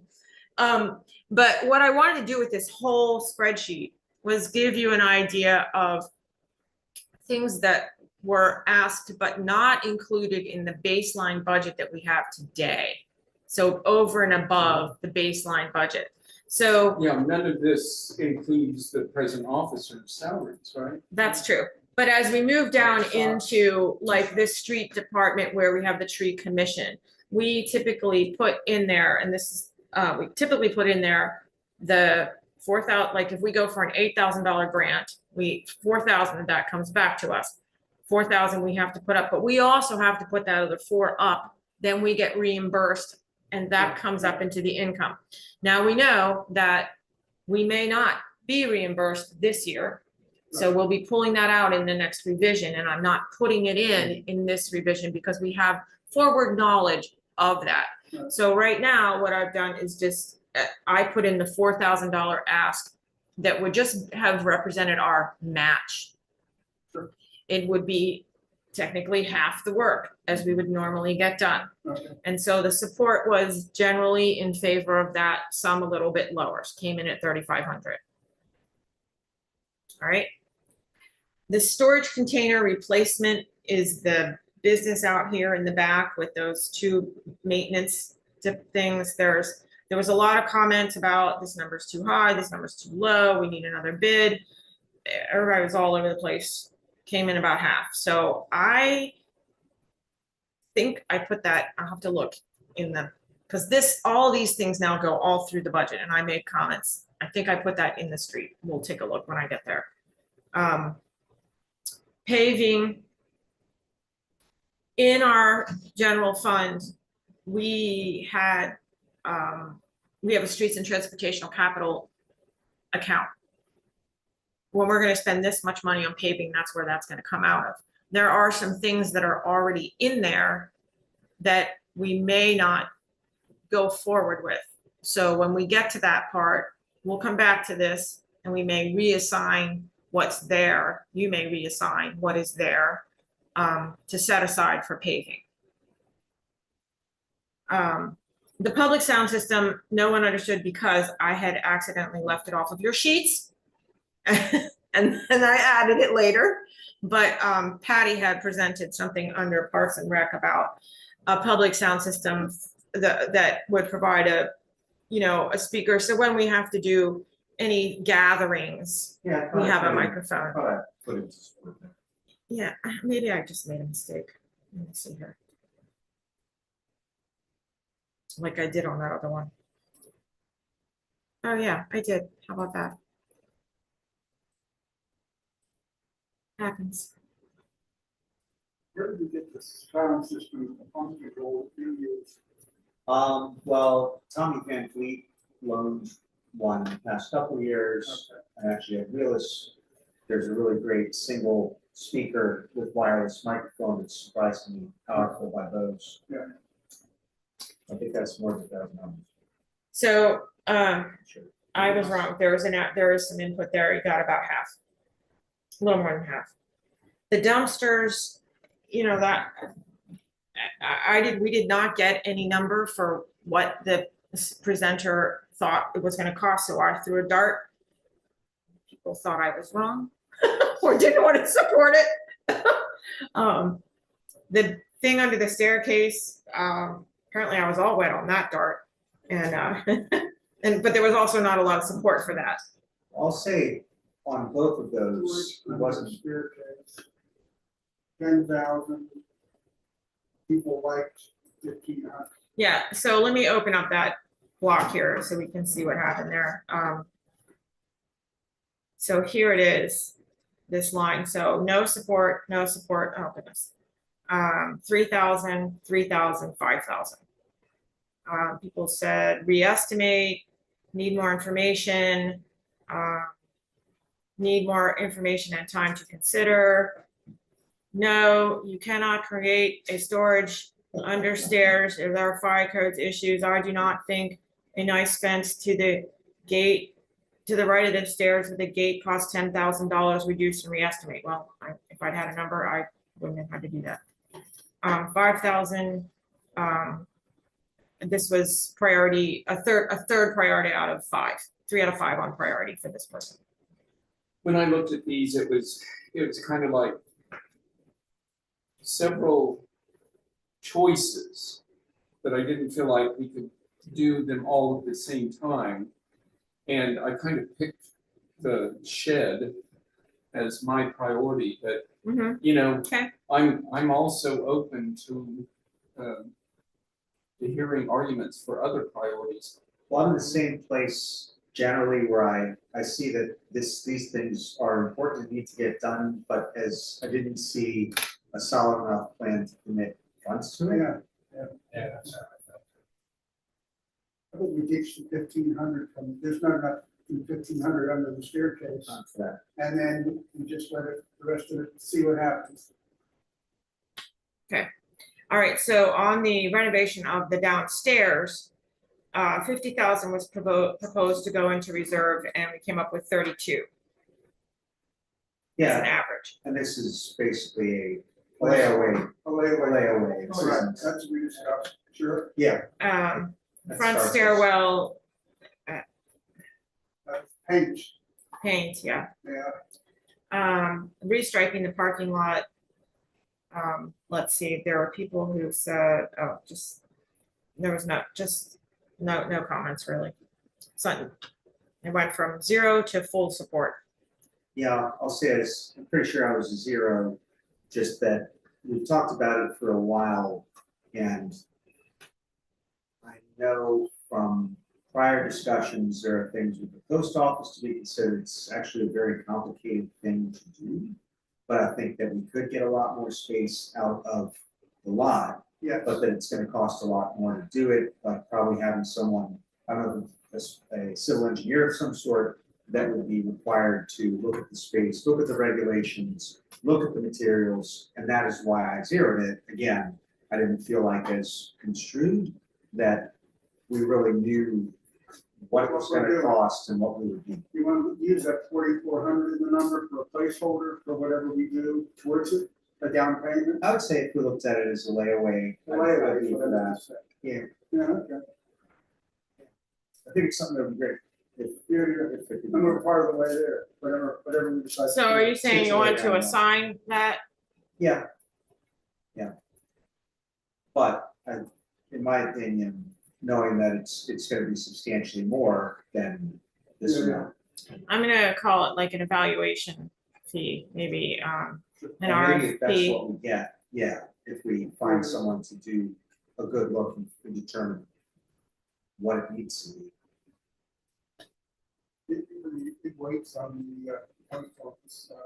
With a lease is, yeah. Yeah, yeah, who knows, if the post office booked out if here, it changes the game completely. Not that we have an expectation that happen, I hope it doesn't. Okay, so moving on to the salt spreader, there was, almost no support for that. That may be another one that we just zero out for practicality purposes. And you have to practical. Salt spreader. Yeah, Zero that. Street sign replacement, going back to that streets and towns, Transportation Capital Improvement Fund, there was already in our budget $9,000 for street signs. So this would inform that in this year is what I would say. I mean, I don't know if this is a project that can be carried out by only purchasing $4,700 worth of signs versus $7,300 worth of signs. I don't know anything about it in that context. Okay, let's try it to 47. Yeah, I'm strongly in favor of this, just because a one and done approach is gonna save us time and money in the long run, and also. Let's see what we get, and then we can do it. I mean, that's absolutely true. I mean, you can, you know, if you get into December and or even October, July, and you're like, okay, things are totally different. We can do this. We can Yeah. bump our B&O tax up. We can, yeah, right. Yeah, Okay. dark sky, I'm about that, but not about. A little Whoa, sketchy buddy, there. come a little strong All right. with that. So this is the area where I failed to communicate effectively. So these parentheses are what is already allocated in our baseline budget. And then this is what the people asked for, okay? So that we already have 4,500 in the budget. The library asked for 500, so the difference is 500. And everybody fully supported that, so I just put the 500 in here, okay? Okay. Public transit, Oh, everybody supported it. Fire department, we did not have them come, but this is what we did, everybody supported it. Got it. So again, here we go, this was the total ask. And this is the total average. Man, I hate being blind. Well, this is a terrible screen, excuse me, It's nice of you to say, but I know it's just. hang on, I gotta get rid of this man here. Okay, The total ask is. 358, 358, 358, and and we're giving them how the much? consensus is 155. And I think most of that was police department asks. Yeah, yeah. Which we just can't. I just have one question.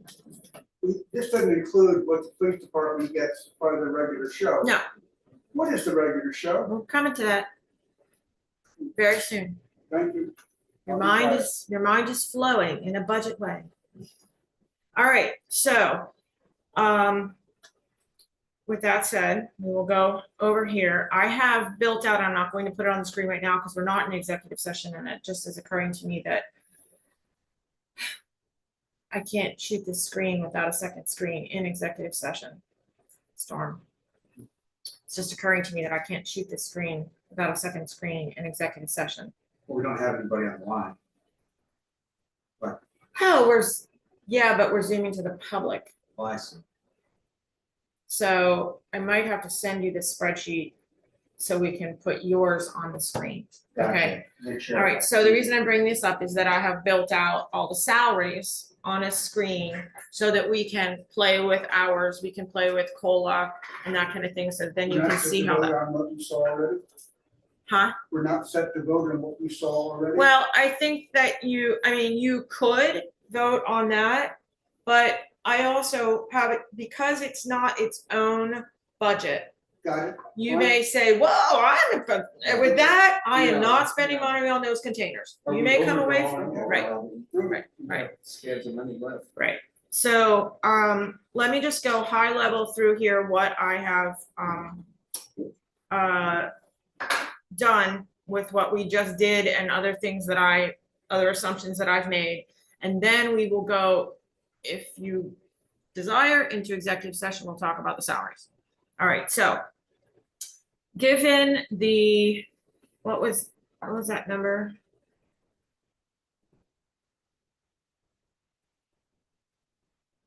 Which, 38, okay. Hang on. Okay, so we talked about, okay, so the restricted fund is a fund that you cannot spend it on anything else that is determined by an outside entity like a government. That is your drug forfeiture, that is your hotel motel, and it is your opioid money. Okay, so this is going up a little bit because we did not have it in our last revision because the opioid, and then this also reflects the amount of carry forward on hotel motel that we're predicting. So that is an increase there. Committed is, I don't even know what that is. I think, actually, I think that one is the drug forfeiture. The other That is, was one. I think let me look here. Wait, this little guy down here, I do not have him in my life at my desk. It's making me a little bit crazy. Fund balance, okay. I guess I'll show, let me show you this. So, oh, the fund, that's K9. Yeah. So on this is how I get these funds. I go through, Charlie and I take a look at our bank accounts. Here's all the bank accounts over here. We say, this is how much money's in the bank accounts. Of those monies that are in those bank accounts, how much is in a restricted fund, committed fund, assigned, unassigned fund. And then those numbers come down and give me my totals for each of those categories. Total of the whole bank accounts, restricted, committed, assigned, unassigned. Restricted is imposed by an outside law agency. Committed is you have an actual contract by way of a formal action, city council, or some other type of contract. Assigned means that you've decided you want to do something with it, like the cars, that kind of thing. So you're going to restrict it there, but you can always reverse it if you want to, because you're not under contract. And then unassigned is everything else that has a general purpose assigned to the general fund. We also still have about $250,000 in Swan escrow held on contingency, so we can't include that in any of our numbers. And it does include these numbers do include our capital reserve. So in the assigned balance, I'm gonna move Zoom back here. This is not working very well.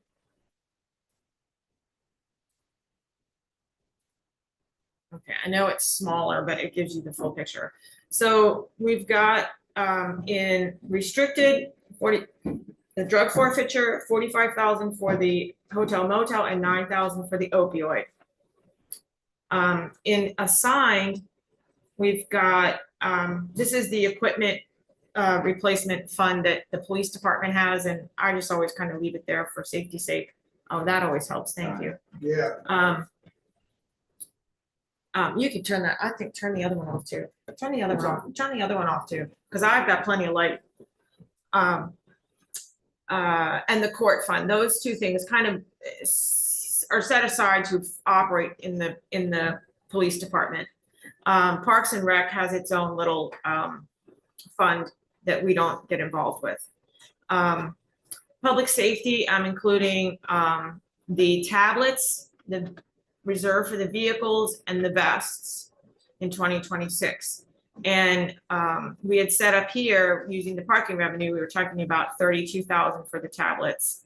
So if I did my math right, and I may not have, 32,000 plus, I think I didn't put the extra 30, that extra 20 in, 18 when I did this. So 32,000 plus 32,000, that pretty much gets us a car. Plus the tablets was 15,500, plus the vest was 5,100. That comes to 84,600. So we're gonna make that 85,000 instead of 75,000. That's what it was. I did not put the extra monies over there. So when I come over here, oh, that's gonna just affect my total, sorry.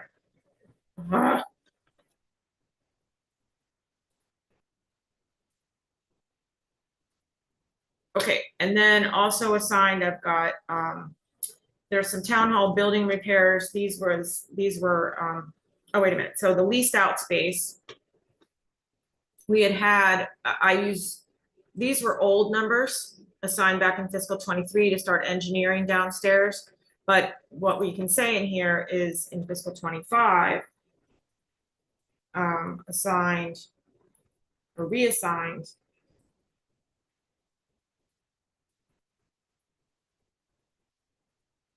IGNEDN added for 32,000 to rebuild old space. Okay, so that's your 32 from over on our chart. this is just general town hall building repairs. I kind of keep that as a safety net in there, along with another line item you'll see to protect us for these HVAC units, because we've just had too much mess with that in the past. This mailbox project is still sitting in here. As you can see, the stormwater study match, you can see that I noted that we paid that already in 2022, so that isn't there anymore. High Street renovation match of 80,000 is still sitting in there and assigned to the income coming out of parking revenue. Armory Canal trail match is also sitting there at 50,000, again, coming from parking revenue. Streetscape and stormwater project, we've got 32.5 assigned out of parking revenue. The IT upgrade has been completed, so I removed that from here. It was 16,000, and that ends our number at 362,850. So back over here, I need to change that because I adjusted that one number. All right. Going back over here really quick, fund balance projection, there we go. So that leaves us in all of those accounts, anything that isn't one of the first three is unassigned. That leaves us with 862,000 unassigned. You'll notice that that's a little bit less than what we projected for our whole year this year. It is a result of these. Oh, and I gotta make that a 6 and a 7. It was a result of this change right here, assigning monies to projects. You see how that works? Okay. So it's important to understand that this is kind of where our reserve largely comes from, you know, and that your assigned money here is, if you want to, you can unassign it. You get into trouble, right? Okay. You can't do anything with these guys up here. All right, this is our property tax. I have calculated that from the assessments that I've received. So that's a fixed number. We cannot do anything with that. Everything else, I've just kind of tracked forward and tried to project on the big ones down a little bit. B&O tax 175. We started with 175 last year, and we are now up to 200. Right now, at the end of February, we've got 180. We will certainly clear 200 this year. Liquor, that's always tends to hold right over there. We might pop above it, but not too much. Hotel motel, we already talked about that one. Sales tax, this is your 1% municipality. We started last year at 260. Because of the economic outlook, I dropped it to 250, but as you can see, we will probably clear. We have one more drop to come in. We've got 3 in there. So we may likely clear 290. The fines, fees, and court costs, that is a floating wild man. I've learned not to go too high on that. And I've also learned, as you will see below, that we, out of each ticket, we pay a certain amount to the county and to the state, but each different kind of ticket has a different percentage of those things assessed to it. In the past, I was able to just apply a percentage to it, and it pretty much worked out. And that has not been working out. And I asked Felissa about it, and she said it has to do with the type of ticket. And so it's not a clean number anymore. I used to be able to just punch that percentage and it was okay. Huh. All right. We need to encourage violations. Yes, we never encourage violations. We never encourage violations. I'm completely kidding. Yes. Okay, so licenses, you know, this looks like it's about half, but in June, we get a lot of licenses come in. So this will probably come fairly close up to the 65. Permits, we're already over this number. You know, that is quite a variable number. We started out the year with 4,000. We're already over 5. There's, I don't know, that's up to your taste on that one. Parking permits, that's not really a material thing to worry about too much. Franchise fees, that'll hold pretty steady there. IRP is a little bit of a fluctuator, but has been holding pretty steady for us at about 5,000. Parks and Rec is also a bit of a wild card. we do have a commitment that whatever portion we put, that there's a portion of this that we put here that we must put against Park and Rec expenses. And so far we are holding that line, but I just want to let you know about that. Parking meter revenue, we're at 140 at the end of February, and we started at 200, and we feel like after having examined a lot of our progress across the year that we will finish out pretty good there. So, you know, that's up to you. If you feel like you are not in favor of that being quite so high, we can make an adjustment there. Rents and concessions, 88, pretty steady on. State government, this was to support the Weaver Gillison. That will not happen. Federal government, this was the tree and the Weaver Gillison. I'm taking that out. Contributions from other entities. This is from National Park Service. I'm leaving that in right now. I know that that's an unknown. We don't ever get our money until after the budget is approved, right? The current year. So like, because they're in continuing resolution, Yeah. right? So they can't dole out money like that. So once that's approved, then we always get our check. And I recognize if there's a problem with it, you know, well, it may come out of this year. But in this moment, we don't know anything otherwise. So I think it's safe to leave it there. We've got, you know, if it changes, then we're going to have to change, you know. What months typically do they let us know? Well, it all depends on Congress. So you don't have a typical month. It's in the last times, since I have been here, it has been in December, January, February, and March. And if it goes on till April, it'll be April. Yeah, okay. Yeah. Okay. The Yeah. norm, I guess, in the last few years has been crisis. We have not had a budget pass on September 30th, the federal government, since 2008. And this is definitely not a norm year. And this is not a norm year. So we got 80,000 swinging in the wind. Mhm. I don't know about that. Well, I mean, I feel like it's, We don't, That, just for your information, that 80 grand is in a special fund. I'm very familiar with it. I was part of that. yeah, And it is so far deep into Interior's budget that they don't even know that it's just, I mean, buried in your budget. It would take a lot for any doggies. Yeah, I think a lot for somebody to locate that. that's pretty good. We are the only one in the country that gets that. I thought it would be kind of in the same class as VC's Well, budget. we're gonna just leave it there for right now till we know otherwise. I would recommend. I said, leave it alone. Oh, Yeah, okay. can I request a very That's the small same reason we recess? haven't visited the amount. Can I request a very small recess? Say that again, then. Hang on one sec. Can I request a very small recess? Sure. I can use very small.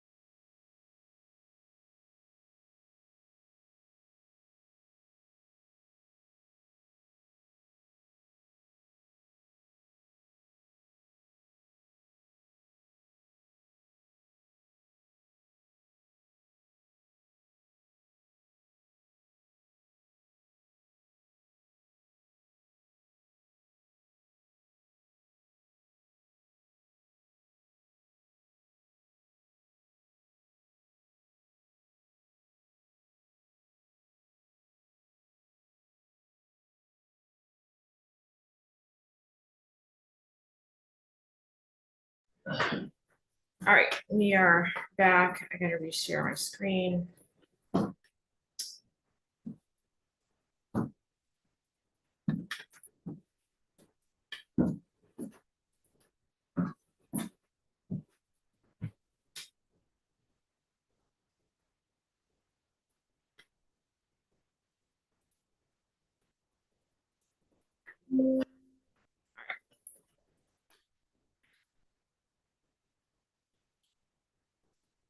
So we were at sales tax, but we did find fees and court costs. Parking violations. You know, this may go up, and that will kind of depend on how you choose to adjust the rest of the fiscal year budget this year. Whether or not this number moves very much off of where it is right now. We'll look at that in a few minutes, but we're currently at 32. We started at 25. Excuse me, 27. No, 20. We started at 20 this year, so I said 25. All right, licenses, we talked about licenses. Building permits, we talked about that. Oh, somehow I got reset here. Parking permits. Oh, that's building permits, I'm sorry, parking permits. Franchise fees, we talked about that. RARP, Parks and Rec, parking meter revenue. We're all the way down here. This is where we were. Okay, other grants, that's opioid funds. Whenever that might land on us is when I can put it in there. I don't have any prediction for it. Table gaming, that's been fairly steady on. We started at 13. Last year we ended up about 14. Yeah. What is that? Interest, I just dropped it a little just to be safe. Refunds and rebates, that's from our P cards. Insurance claims have no way of knowing, so that had to come out of there. Lottery, miscellaneous, up. Oh, we should drop that back. My apologies. We should really just make that like 1,000. And then Board of Zoning Appeals, that's just for signage. So overall, our total budget from where we are right now, and we will be doing a budget revision before the end of the month, has dropped by 90,000, 87,900. Our income. Income, but that our income must meet our expenses. So that is it's a single number budget. And that is a 4% drop. All right. So now we're going to go down through here. Board of Zoning Appeals, they have some expenses. General government, this is largely where that kind of reserve lives in your operating fund. Here is our number from the expenses on the police department, which we said we were going to increase. If I can find my little tab again, to 85,000.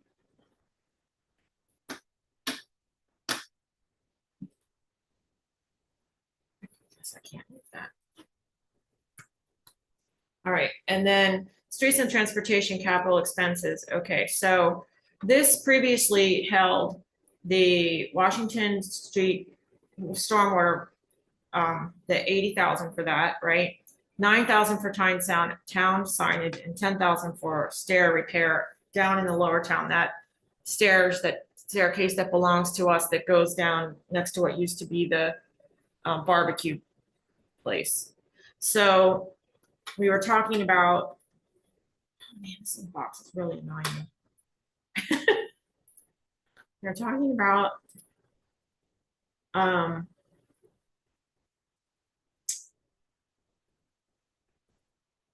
over in our paving. We were talking about paving. And we could put a paving thing in here, which would also affect your assigned balance if you want to do that. But we may want to reorganize what we've got over in that street.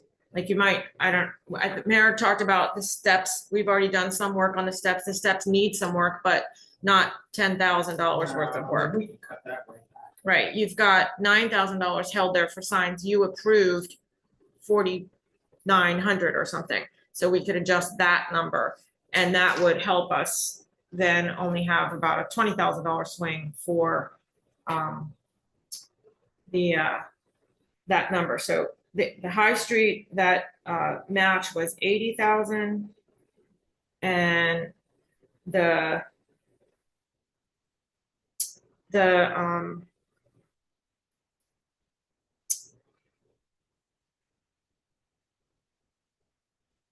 what am I looking for? The street signs was 4,700, so I'm gonna call that 5,000 for a round number. And paving.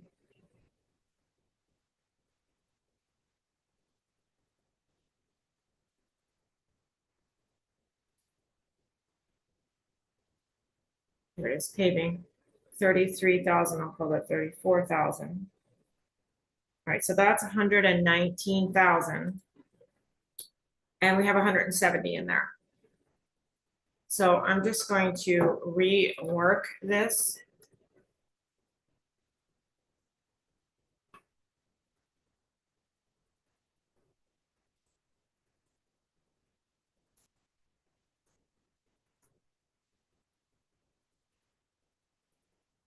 Oh, you know what? This also probably includes, it also probably includes the Armory Trail.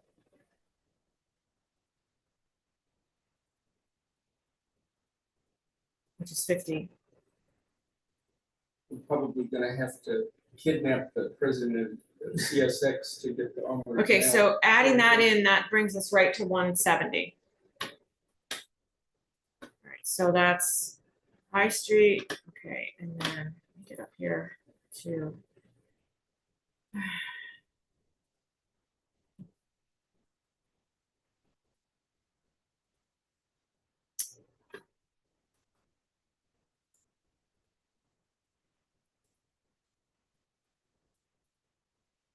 what did I say for paving 34, I think. And 5,000 for signage, street signs. All right, so I'm gonna go back over here and I'm gonna adjust to add 34,000 here. And this mailbox project. Does anyone have an opinion on this, carrying it forward, How or much you got there? 8,000? Yeah, I mean, What's it supposed I'd to say say? zero that out and Yeah. allocate that. Okay. The original intention was to aggregate the Yeah. boxes, a little more like Bolivar, which would open up more parking spaces, which could increase revenue. But in practical terms, I don't know if that's gonna work, and also we have ambitions to improve the entire streetscape, so to do this now and then have to come around there. The grouping has kind of been done, right? Yeah, some of it, well, it's so difficult to bore a hole for new posts, so you have to get like a diamond tip And auger. Steve took a beating in Bolivar by standardizing everything on that, because the people really wanted the way that it was. And it came in and the state put, I just think we just zeroed that thing out. All right. If you want to zero it out, when we finalize the budget, and it doesn't have to be today, you and I can sit down and go through the changes that we have made. But you are unassigning something. Yeah. So you will need to make a statement that Specifically we are moving. unassigning $8,000 to a mailbox project. And then you will also assign these other things, okay? So that I can then make a record here that we have done that properly, right? Are you saying we have to assign 8,000 from the mailboxes to something No, else? you're just removing it. Remove it. And in essence, we will be taking that 8,000 and assigning it somewhere else, but you don't need to do that in a specific tied action, Got it, okay? thank you.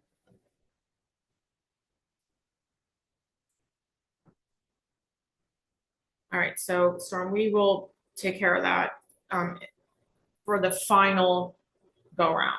Right, so the laundry list of Right. specific things we Right. need to And specifically. I'm gonna say. highlight this so we remember to do that.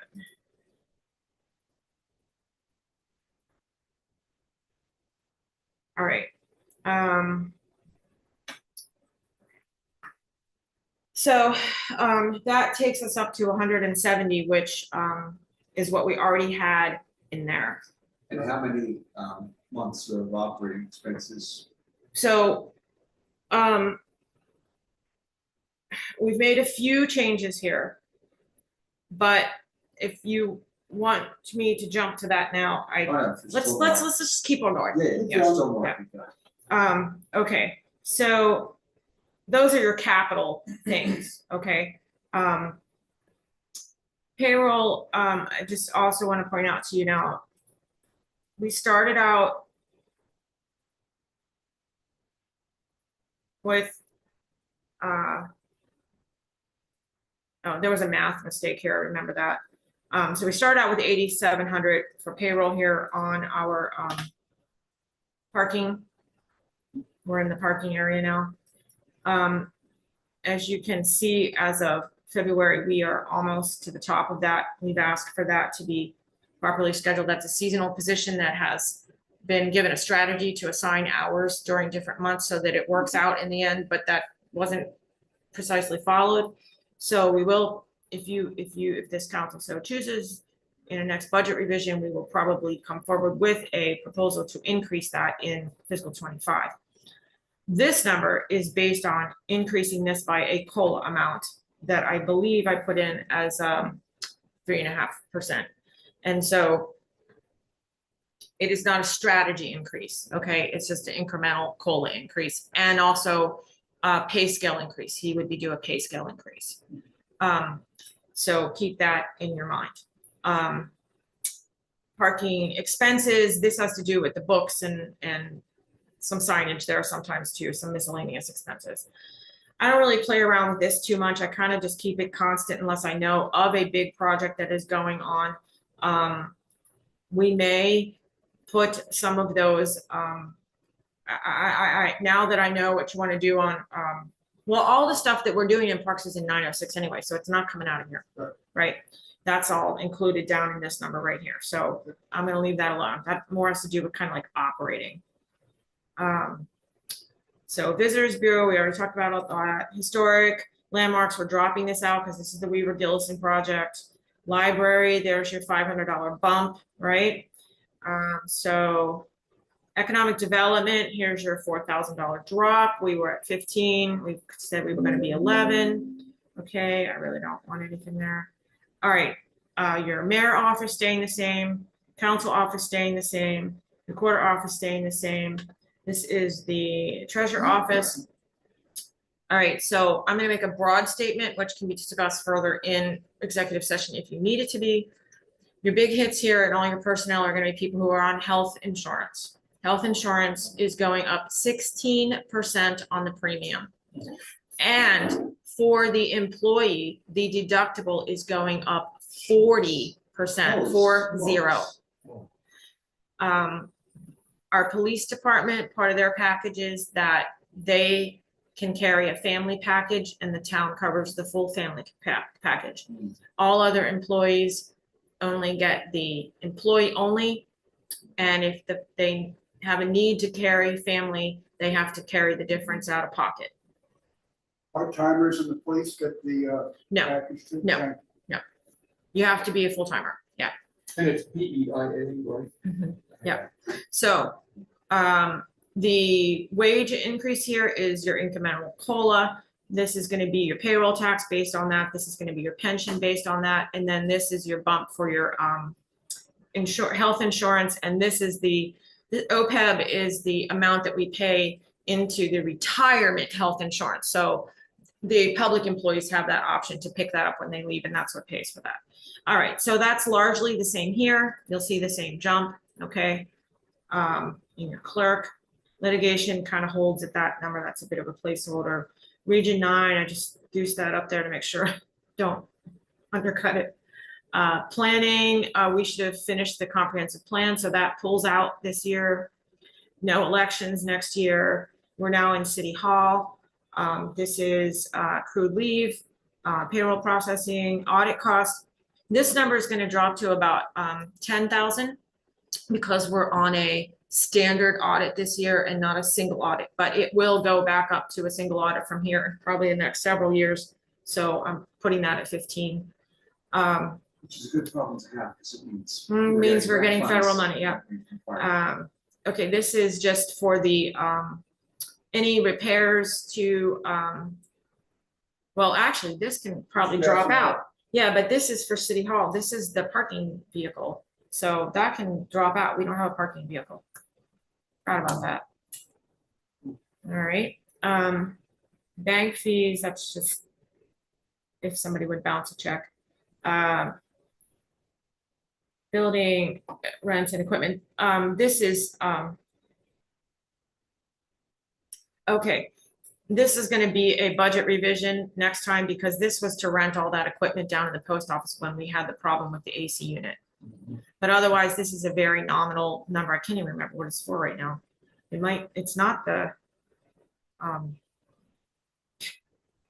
my mind is blank. It's not material. I'm not gonna worry about it. Capital outlay on equipment. This is where we had money for the network. So I've removed that at 16,000 and we didn't pay that much for it. So that's good. But I'm keeping it at 20 because of all these problems that we've had with that HVAC. And because we have 5 units on this building. Yeah.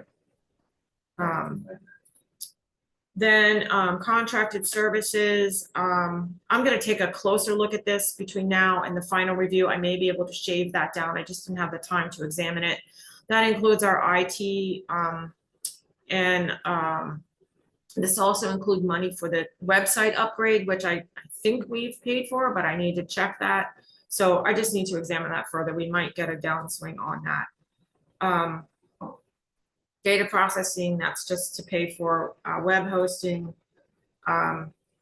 dues and subscriptions, standard. Okay, in the past, I have predicted our insurance and bonds to be a little bit higher than they actually are. For 2 years now with the same insurance company, it has fallen into this, it's actually like less than that, but I'm gonna drop it formally now. I've kind of kept it up there to protect myself, but I feel pretty good about it. All right, so maintenance to buildings and repairs. Right now, that's calling for 5,000 in soffit, 15,000 for the lease space, a structural engineer. And so what I did was I said, let's take the 5,000 in soffit, and then we've got that enclose the dumpster project. So I called it 10. You can redirect me if you so choose.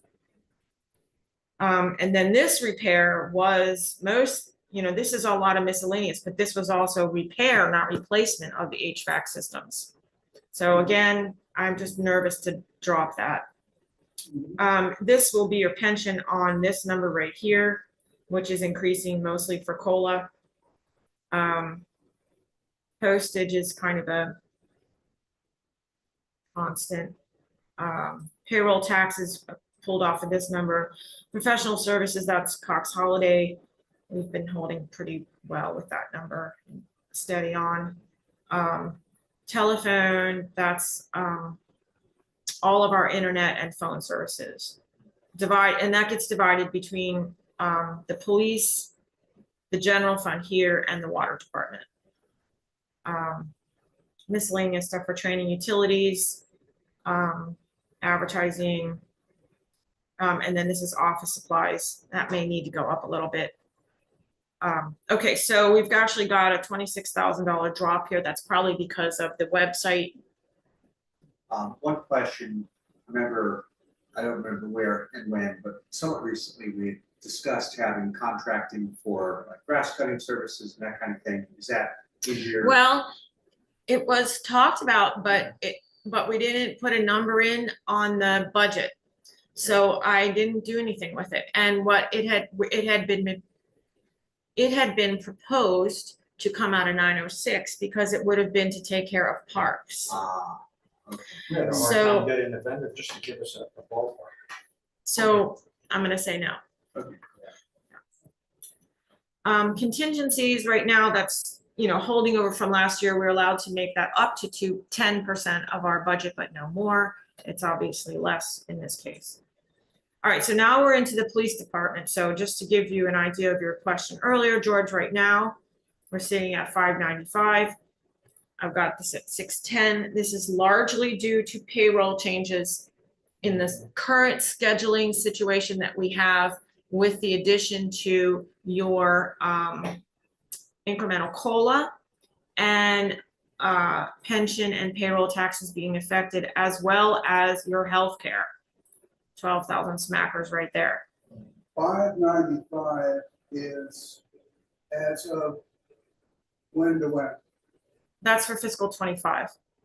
ending in June. And we don't, so like, if you go back to fiscal 24, like here was the actual, not final, as of June 30, fiscal 24, and we had budgeted 493. So we came in a little bit underneath that. So we typically do come in underneath, you know. But this would bump it up to 610. And if you notice, we moved our total budget number down by 4. And this number is increasing by 2%. So this will become a greater portion of the overall budget, just for perspective. Yeah. Not that there's anything wrong with that, but just what it is. Okay, so then fire department contribution. We do also typically make a contribution from our coal severance fund to the fire department. So a coal severance fund, we just get a wee little tiny bit. I'm just gonna make a sidebar to discuss it right now. A couple $100. It is not even any way for me to be predicting what it is. I throw a number in it and I often have to change it because I'm too high just by saying we're gonna get $500. But we carry forward a little bit and then we pay out whatever we can out of coal severance in the year of what we received. And then we add on to this. So I will have that finally prepared in the last iteration, but honestly, it is not a material amount of money for us, unlike some other areas. Okay, so now we're down into the street department, auto and gas supplies, capital outlay. This was for, I think, the lawnmower we had used for the lawnmower at one time. And I also had a placeholder here for some mailboxes. It's just miscellaneous work. Contracted services. I had a little bit in here for paving because we had done the police, that bid out for the post office. Yeah. So instead of sticking it up in capital, I did it down here one time. We can probably drop that, but also, you know, it is different. I'm gonna drop it because There's that's always something, but it's not like the building. The building has its own contract services. Okay, equipment rent. This could also be dropped. Our rental on the unit out back is like $1,000 for the year. It's 80 a month. So we don't probably need all of this. I'm gonna make this like 3,000 in case he needs something, an auger or something that he's doing something, I don't know. That's our liability insurance for that section, which will come down a little bit. I need to examine that number. Maintenance for auto, maintenance to equipment, materials and supplies. Yeah, that's a lot less than what it has been in the past. So that's another one I can probably shave. I will take a closer look at that. I'm gonna highlight all 4 of these. So, all right, and then there will be only 4,000 here, as we talked about before. Pension, payroll tax. Here's your incremental increase for COLA and utilities. So 114, we got a $6,000 drop there, and I bet that'll come down a little bit too. I think I'll be able to shave some of this up here. Street lights. So talk to me about the bulbs. If we buy, so we already have bought like 50, didn't we? Yeah, and through Sunday night or Sunday, they installed as many bulbs as we had, Okay, because town council passed installing Columbia Street all the way down, they didn't get all the way down. okay, And there were a few, and then there's a list that, the Patty forwarded the bulbs that were out. And, Tony Edison said they require 33 more in order to fulfill the list that we gave them. And I proposed that we do that 33 plus an overage, the bulbs burn out, and we will not have to purchase them again. So the total for 50 bulbs, from that place where it hasn't in stock, it would be, I think, $22.50 to purchase 50 of the bulbs that are currently being installed. okay. But in terms of ongoing replacement, it sounds like they have a pretty long life. So what would you project for next year? Well, since we started putting them in, things none of them burned out yet. But it's gonna be, I think this year we probably had a dozen or so of the LEDs that they had originally installed go out. We only have, I think, one incandescent left, and they've gone out now. So if we put in 2,500 for replacement bulbs next year, that should be enough to provide us the opportunity to engage in that if we need to, and you can adjust it if we could adjust it later if Yeah. they all started going out all of a sudden, we would have to make it. You always get more. Right. That said, it's not a super common bulb, so there's a benefit to having more than we require in case there's a supply disruption. And we Right. want to have it. So I'll be double checking this summer just to make sure I didn't make a mistake, but we did buy a lot of bulbs and we'll have to adjust this in our budget revision at the end of the month. So I'm gonna put that at 2,500. I did bump up the utility just a little bit. I'm also gonna double check that number. I usually hit that utility number right on, but we did add that solar contribution. So I wanna Yeah. make sure that I'm right with that. And that's our biggest hitter on the electric bill right there in the whole budget, so. Okay, and then drop the snow back down to where we started this year.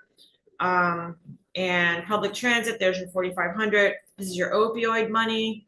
Here is your attorney. And so here we are at the bottom. I've got to take 66,000 out of something. And so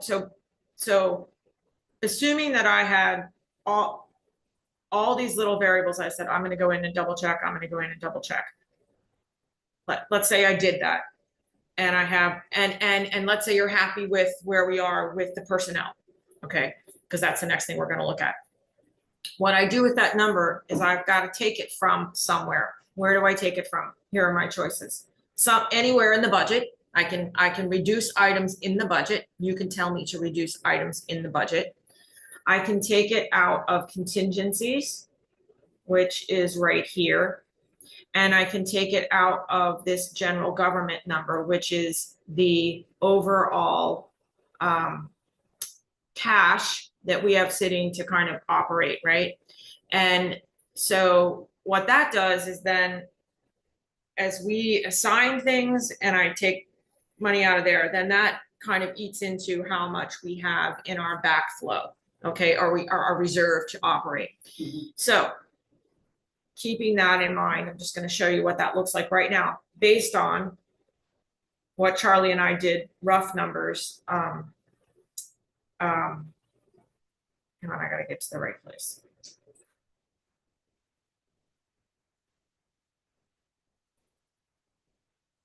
Can you explain contingencies in our budget? Well, contingency is meant to help you if something happens unexpected. So when we had the snow bump, we wanted to bump up our snow number. I took a lot of that out of contingency. I lowered our contingency number because that was a bit unexpected. On the other hand, if we had if we had to replace an HVAC unit, instead of taking that out of contingency, I might take that out of general government because it's more like a reserve thing, you know? And it's really up to you. It's kind of, sometimes it doesn't really matter, but I try to tie it logically. Like I like that contingency to be a little bit higher. So it's And- not a set requirement by the state like? It cannot be more than 10%. Yeah, they don't want you just squirreling all that funds away. Right. Public funds are supposed to. They're supposed to have a purpose. And that's what, so lots of times I'm asked, well, why is this reserve so high? And I have to offer an explanation. We're saving money for a police car.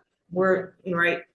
Okay. Versus. So based on our current situation, we are showing approximately, and this is proposed and this is all kind of fiction because we're throwing darts right now, but based on what we know as of today, we're looking at, oh wait, this is not the right chart. Hang on, wrong file, sorry.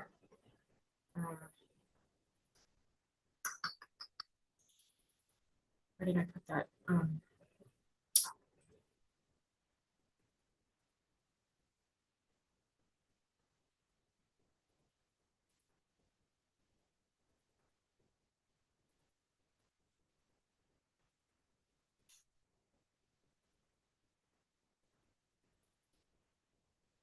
Should be. Yes, I think what's today? 3/1/11/8/39. Oh, this is probably just what I just showed you. No, it's not. Yay. Okay, so you can see we're skinnying down a little bit. If you remember that unassigned balance, I had at 872. I've now pulled it down to 862, and we have assigned some more things. So that's going to fall more. Okay, so really we're down to more closer to 4 months now. Part of that is revenue hasn't scaled up with expenses. Right. Right. So it would be, if we were to pull out of general fund, then that's gonna tick that number lower unless there's any place we can find in the budget.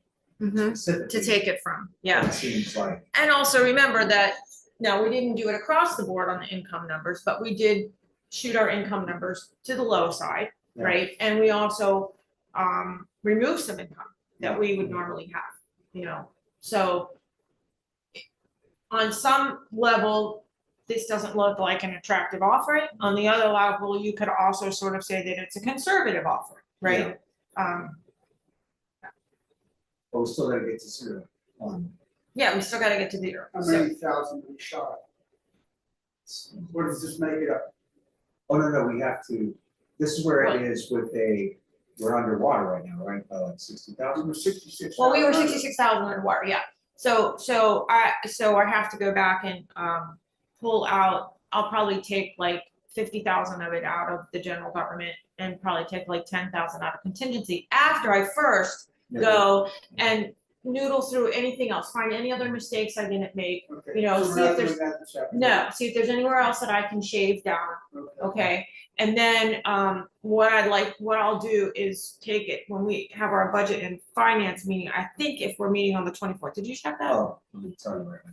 I'll go through it with them, make sure I didn't miss anything else. Then there will be a council meeting that last week, probably like the 25th, if I can make it happen. That is the 31st. Okay, so we'll do it at the next council Oh, meeting. wait, there's a question about It's that. the 27th.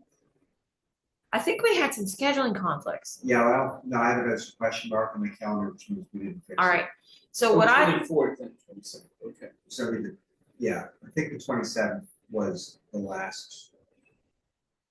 Yeah, I Yes, have the yes. 24th. all right, we need to get our budget I've got to get the budget to the paper.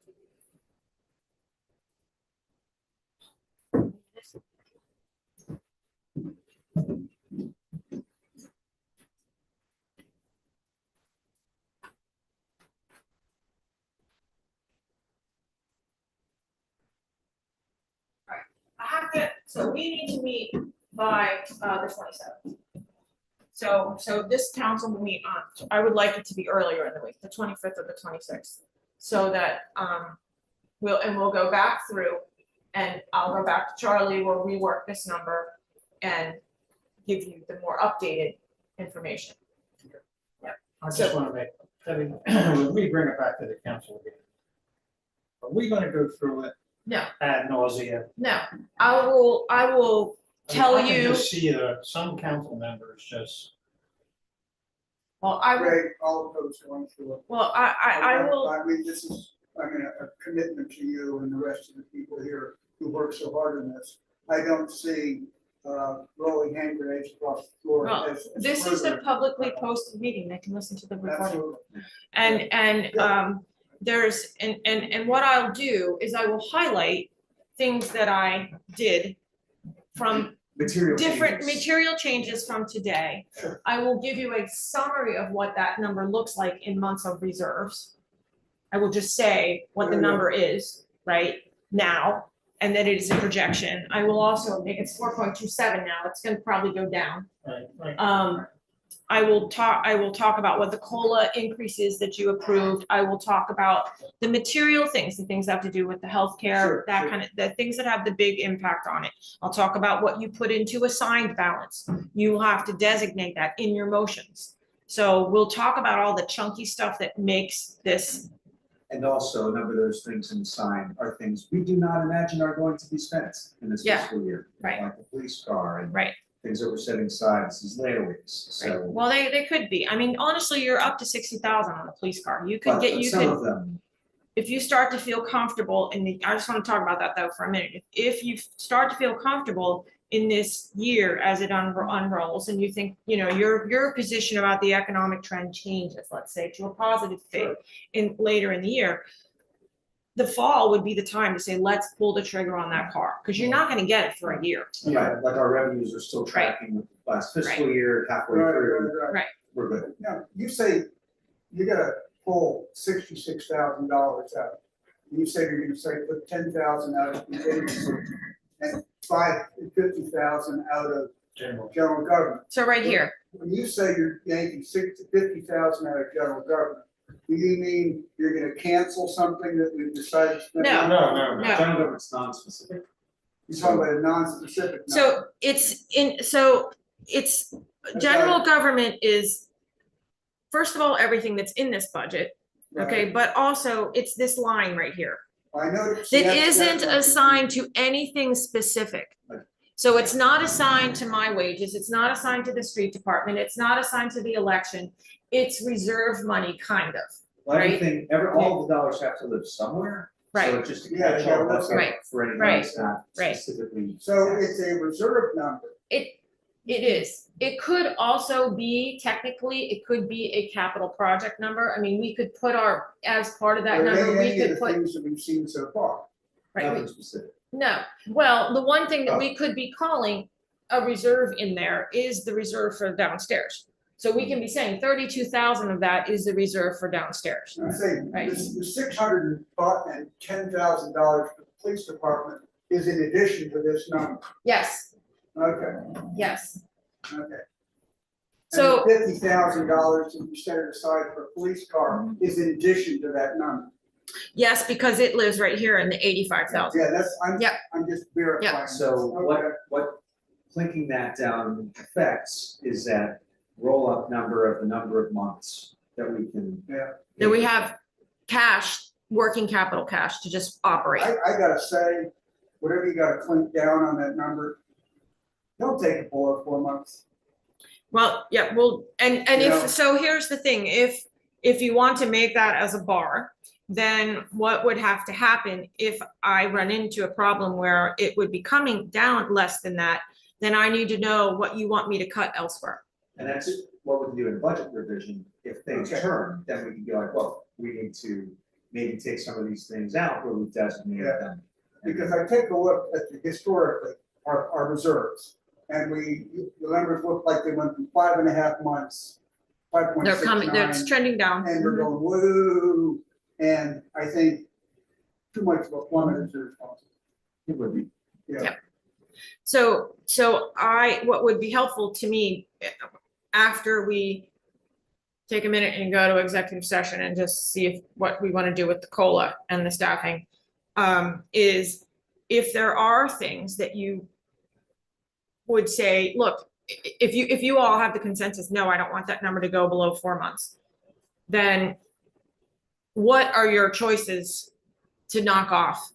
And probably in the assigned that we talked about, you know, projects or whatever that you would want, or where do you want to knock off? You have to tell me what would you want to cut back? And then what I can do is work on that and give that to you when we get back here. I would say Yeah. the items that are the most theoretical and less likely to be spent, the layaways that, It's exactly my thinking. Yeah. I mean, where there's still markers. I remember the police car, that's just a big one in my mind. It's a nice thing to spend money on. One of the deals with a police car is once you buy the sucker, you can't unspend it. So I wouldn't wanna eviscerate it, but to see if we can, Let's take a really quick look at the fund It's a nice, balance. neat way to again. lock 50 grand out. well, there are a couple of them. I don't remember. Okay, Town so, hall, that so was in your another area. assigned balance, you've got, That's true. you've Waiting got, up the stones outside. right, you've got the lease space downstairs, you've got, Well, that's true. you've got some, little bit here for town hall repairs, you've got High Street and Armory Trail match, you've got the streetscape project, you've got, paving and street signs. Paving is gonna be popular with people. And I mean, we had somebody go and blow out a tire on one of our streets over here recently. And that's not nice. Well, it's also not huge now. Oh, no, it's That's not. 34,000. Yeah. But we could, But I mean, you could justify this, maybe. What's that? That's the lease Yeah, space I think building if we out. can- I mean, if that would Yeah, help, That's very hypothetical. I mean, Well, and as long as, I feel like supporting it still needs a substantial amount, because we do need to build the space out. and it's not that our police department, I mean, it's not that we don't see the need, but if you ask my opinion, the car is more important than space, Another given thing the is staffing that we have. the price, because those parts travel back and forth across Canadian borders. Yeah. The price of a Could police change. car could go up by $20,000. Yeah. That's right, And if we had that money on hand and go, oh Christ, that's right. pardon my language, but we gotta buy this puppy now. And that, if we were in the position to do it now, we might all be saying, do it now, but we're not. So, Right, yeah. right.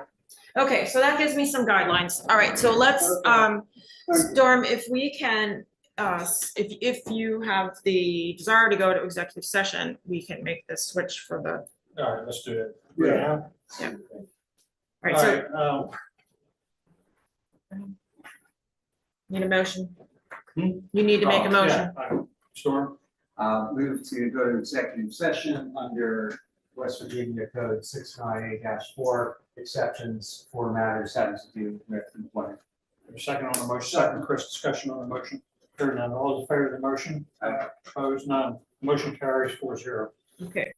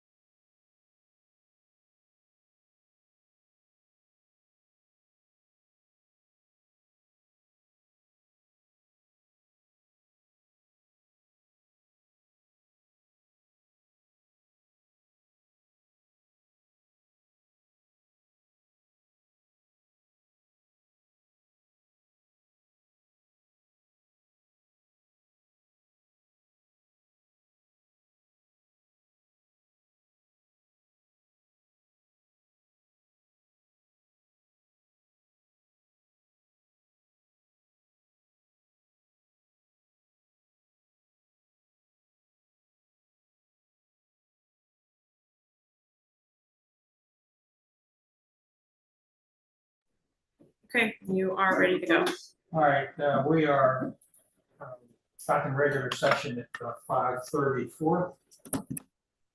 I move to have the finance officer complete the final fiscal year 26 budget as presented and discussed and informed by the consensus of town council. Second on the motion, second from George, discussion on the motion. All those in favor of the motion, raise your hand. Opposed, 0. Motion carries 4-0. Move to adjourn. Is there a second on that? All right, all those in favor of adjournment? Opposed, we are adjourned at 5:34.